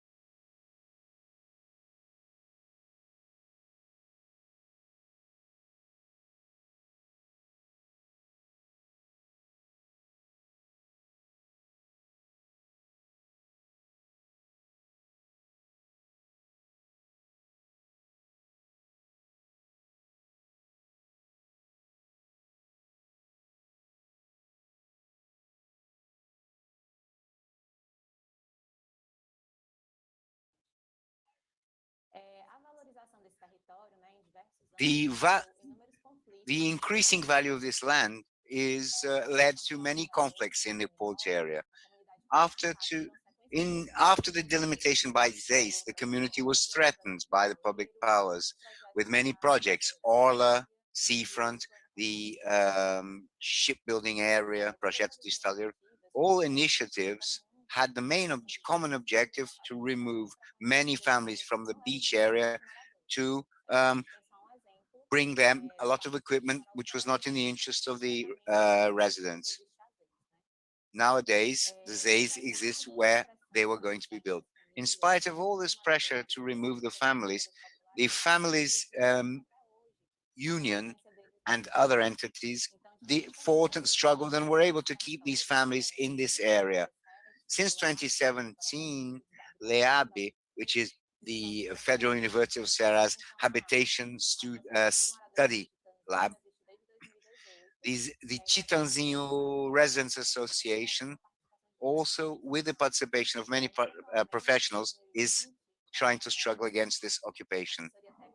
Taramela, the Technical Assessment for Architecture and Urban Planning, and the collective group of advisors.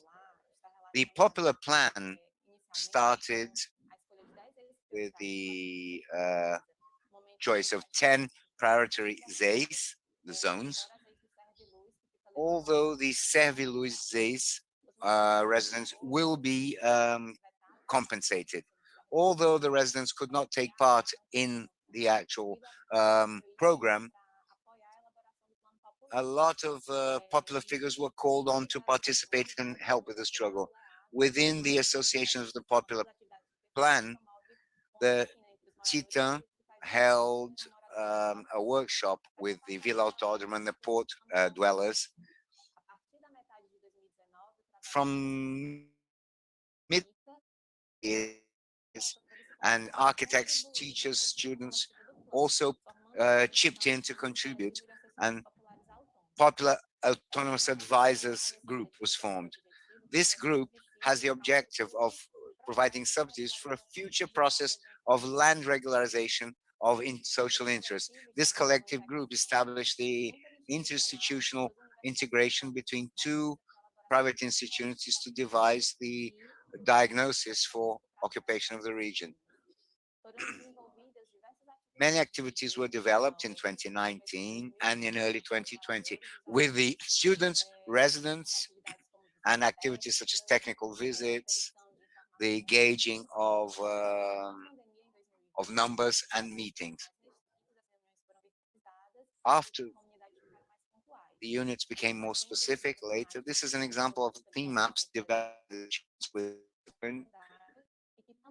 secondary data, which were also supplemented by field visits to talk about the possibility to inhabit and the structure in the area. This is the basic mapping of the area. This is the an aerial view on the right. And now, in conclusion, I'd like to tell you a bit about our next actions. They are very specific, geared towards the local measuring of information present in the theme maps, and we also want to devise urban analysis of the information collected. These are some of our challenges that I'd like to give you, such as how to overcome difficulties with the community liaison during pandemic, how to work precisely with the responsibility.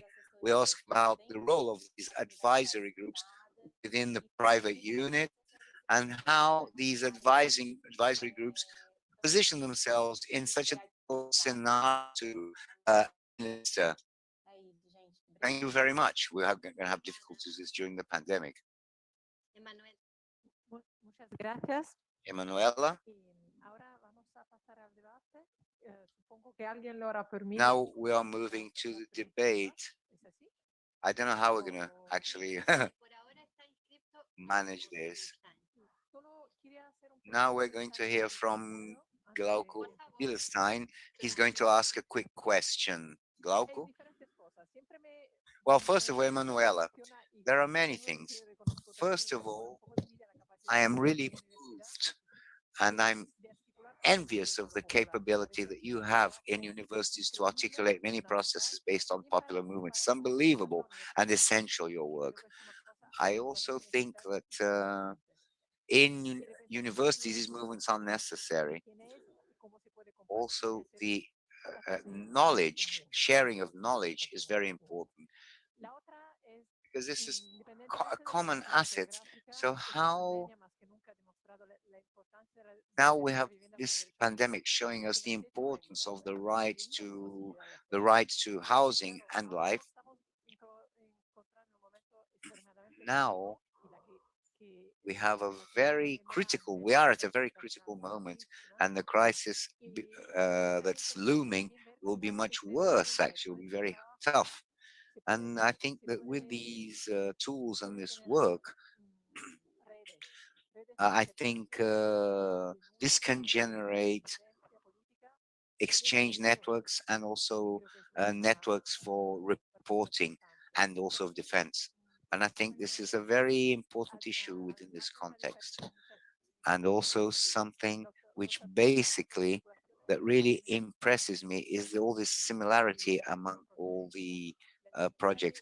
They all have the same work and the same attitudes.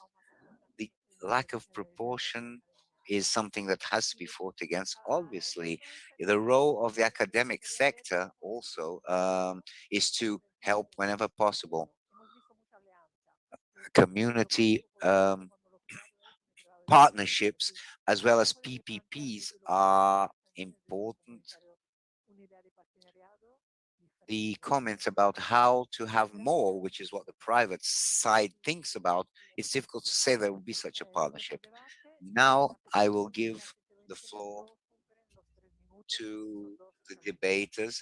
We have 3 minutes or 2 minutes for debate. Good afternoon. Can you hear me? Yes, Glauco. Good afternoon to you all. I'd like to congratulate the mediators here in Brazil, New York, and Barcelona, and I'd like to congratulate you on the presentations. Due to the time given to the presentations, 5 minutes, some details and important aspects could not be thoroughly shown.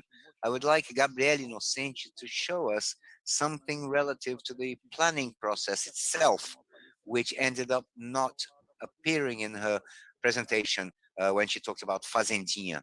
That's all I had to say. Thank you very much.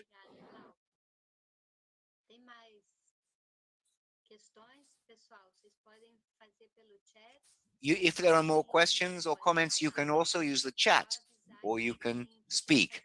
Just tell us, whoever wants the floor. Emanuela, we are very grateful for her, her attitude. She was very caring, and the comments were made very powerfully through all the presentations. In Emanuela's presentation from a perception from abroad, she saw the role of universities in these struggles of popular struggles. For all who made their presentations here, it was very important and interesting to see how you see the power for network articulation based on the experiences presented here. I don't know if when Emanuela spoke, she was being interpreted. Was she being translated? Well, I kind of synthesized what she said, but yes, Emanuela's presentations or interventions were translated.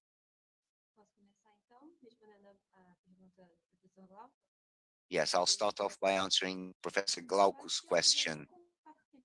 I could actually show an image with you, share an image with you. I have an example of what we are developing from an urban point of view. We are a multidisciplinary team divided into 3 teams: legal, urbanistic, and social. Of course, they all liaise all the time. And I am in the urban planning team. And I have an example of the first study we made. Can I share it? Can I share the screen once again? Yeah, go ahead. I don't think I'm allowed anymore. Can't you? Right, got it. Right, got it. It's opening, right, okay. This was the first study we held for one of the areas of this area. This is the first block where we see the problems with houses by the river, small plots on top of each other without direct access to the street, to the roads. The first redesign, the first proposal, and of course, permanent dialogue with all residents, all inhabitants, and all solutions must be approved by them.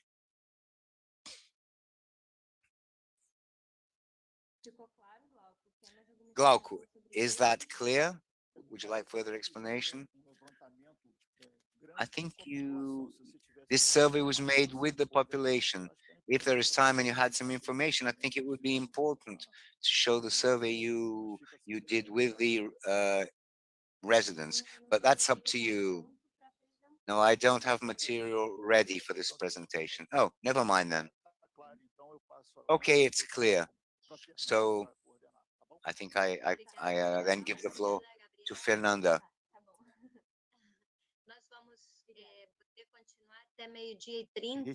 We're going until 12:30 Brasilia time. We have an agreement with our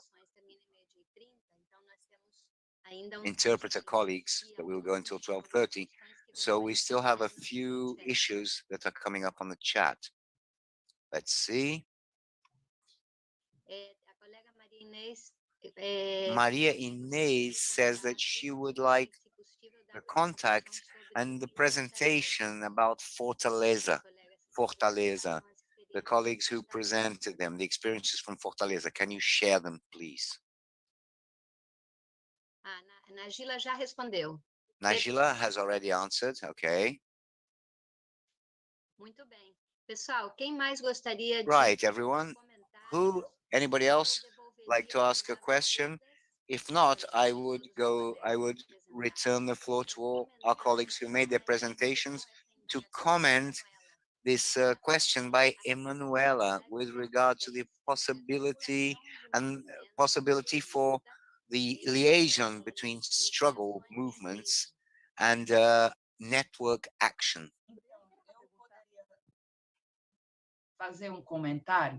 Yeah, can I make a quick comment about this issue?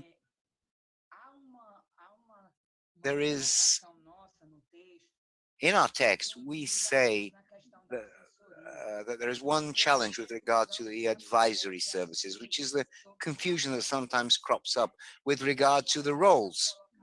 And Emanuele's comment is very important with regard to that. The advisory groups are always liaising. There is a lot of discussion, at least in Brazil, and I believe that in Latin America as well, regarding this issue. So there is strong liaison articulation with regard to the technical advice for social interest housing programs. So I, as a person who has been participating frequently in urban reform movements, I actually took part in at some moments in the history of the construction of this new realm of urban rights with the approval of the city statutes. We have been accompanying the urban policies development and social movements. We were in the National Council for Cities representing an NGO. I was part of Seria Periferia, an NGO. This action of the experiences as a network and planning, I'd like to say that there is strength, there has been strengthening at certain points in time, especially at the beginning of this left-wing management, the Workers' Party, PT. We have been liaising a lot, and we see the possibility for a network opening, which is very strong, always at the national level, always liaising with Latin American colleagues and from other areas through Habitat International Coalition, HIC. So there is a network. But then there is also the issue about the beginning, what I said at the beginning. The advisory groups sometimes have limited roles in as much as our contribution of a technical characteristic and also political. I've never been able in my 22 years to separate these two roles. It's difficult to separate this, but our role is limited. It carries a certain limitation.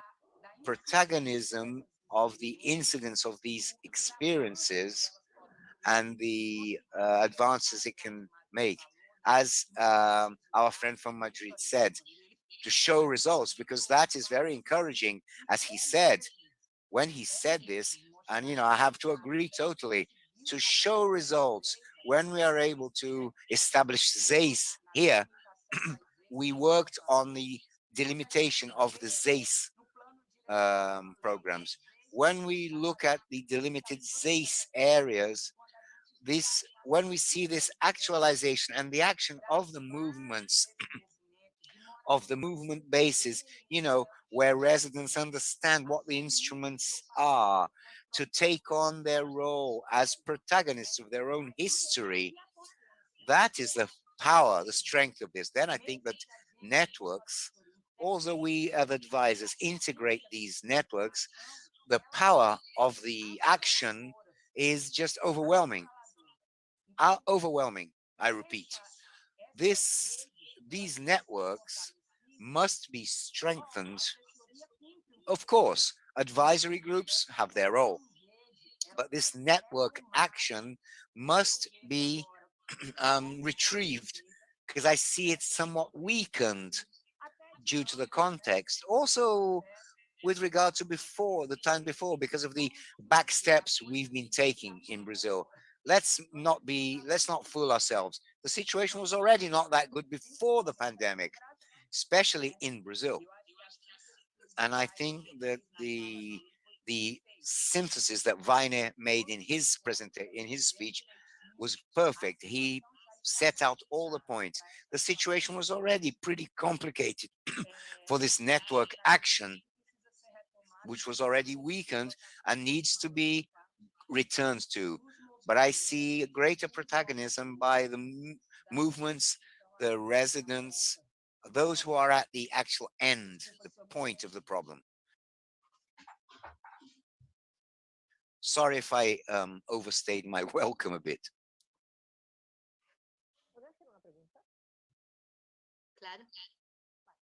I have a question. Yes, thank you for your comment.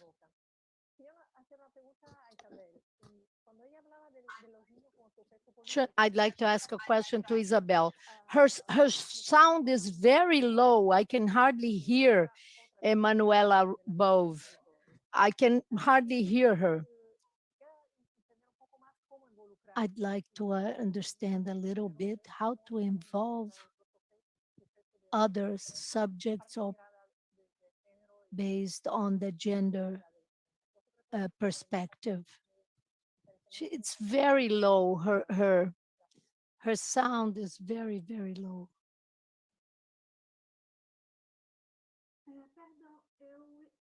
I'm sorry. I understood Manuela was asking a question, but her sound was very low. I could not understand. If you can repeat the question, please. I'd like to know, you talked about children as political subjects. How did you involve the children? How can you establish an intergenerational political action?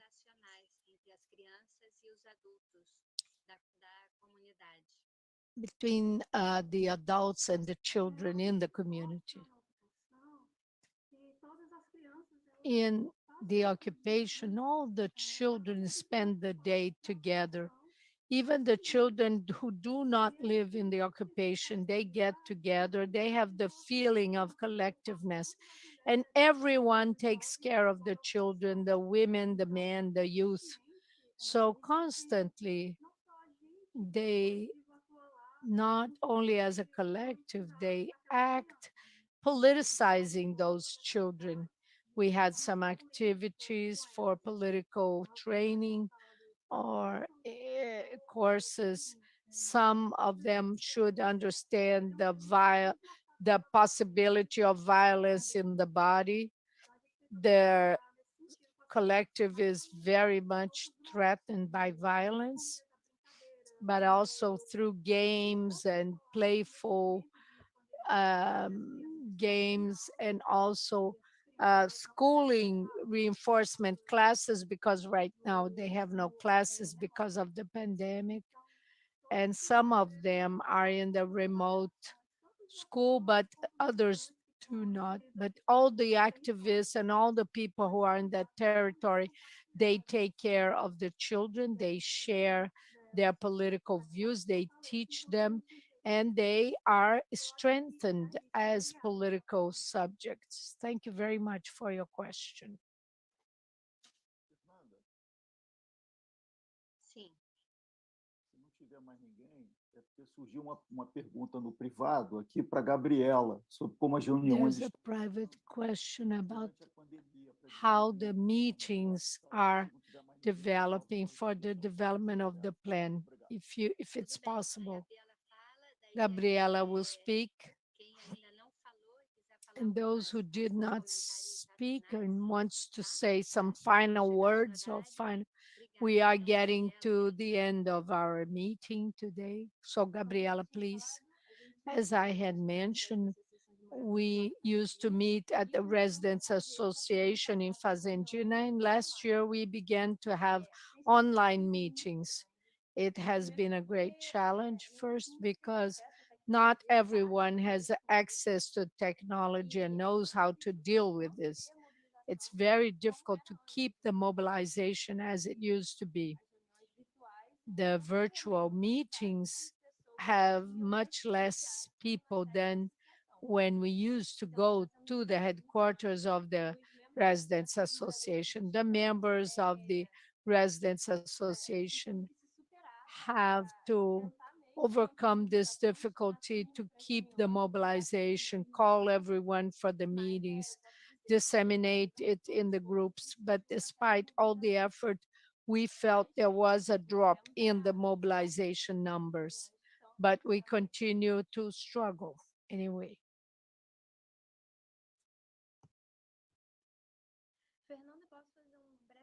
May I make a brief comment about the first question of Emanuela? So, in order to get closer to the collective of the housing collective, understanding the demands that come up, before the pandemic, we could meet every 2 weeks at the center of Niterói in a more democratic space for all. But with the pandemic, we felt that there was a disarticulation because of the difficulty in access, but we tried to find ways. Sometimes people do not have internet. We use WhatsApp, and we are exploring all the possible ways to communicate, and we continue with the work.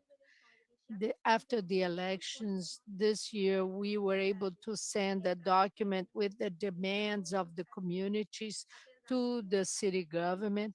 So although we are in a difficult moment, we are together, always asking and trying to attend all of the demands, even if we are far away.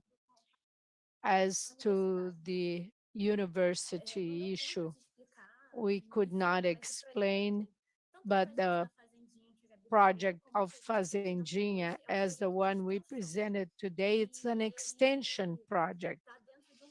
It's within a program of extension, which goal is to assist the demands of the forum that struggles for housing. So the whole project is for this purpose. Everything we present here goes to the forum first in in we would debate who were protagonists. We would take the cartography to the residents so that we could make a diagnosis. But we already worked with the publishing in a site, so we already had some virtual aspect. We wanted this knowledge to be online so it could reach all the communities in the popular areas of the city. And we continue that. The meetings are not all online and per WhatsApp.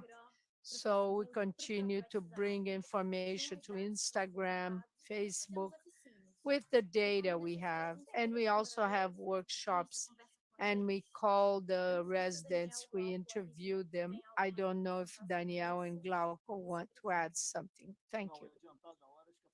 No, I think that Fernanda wants to close now.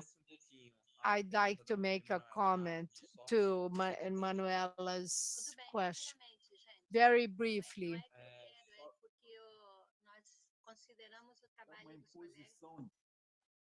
Não, eu imagino, Vamos lá, mas Renato. sobre Very briefly about the potentiality and possibilities to articulate the movements in network. There is something specific in the area where that we are following up, the crackland.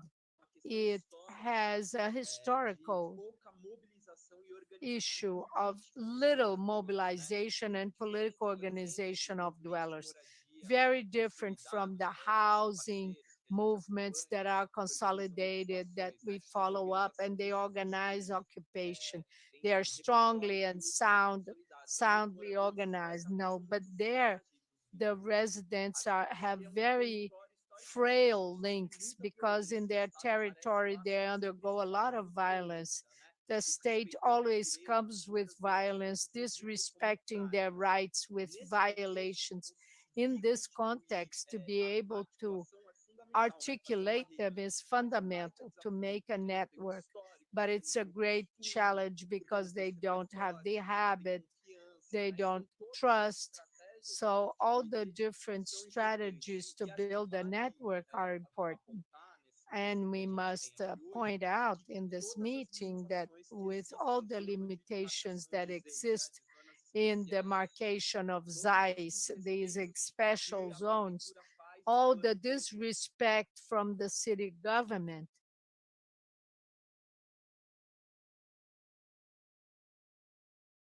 his internet has regarding the ZAs. So with all the limitations, it took a long time for the residents to understand what is a ZAs. It was an important point for the articulation, and the tension is there all the time in the net and in the articulation. But we must continue to have the dialogue and respect all the knowledge that exists there. Thank you. Thank you, Renato. Anybody else who didn't speak to conclude? Final comments, please. Okay, everyone spoke. So I would like, on behalf of our colleagues of the organization of this meeting, congratulate all of you and thank all of you, those who were watching us and those who had a dialogue with us during this panel. Thank you very especially Emanuela Bove, who is here with us and who articulated this panel very well. And she thought of the works that you applied to come here with a first understanding, qualified understanding to hear you. So thank you very much, Emanuela, for your effort and for your participation in this meeting. Thank you all. I'd like to thank you all and to read all the articles was very interesting and gave me a lot of ideas future. Thank you so very much. Bye. Thank you. Bye. Bye. Bye. Boa tarde a todos. Até amanhã. Tchau, tchau. Good afternoon to all of you. Goodbye.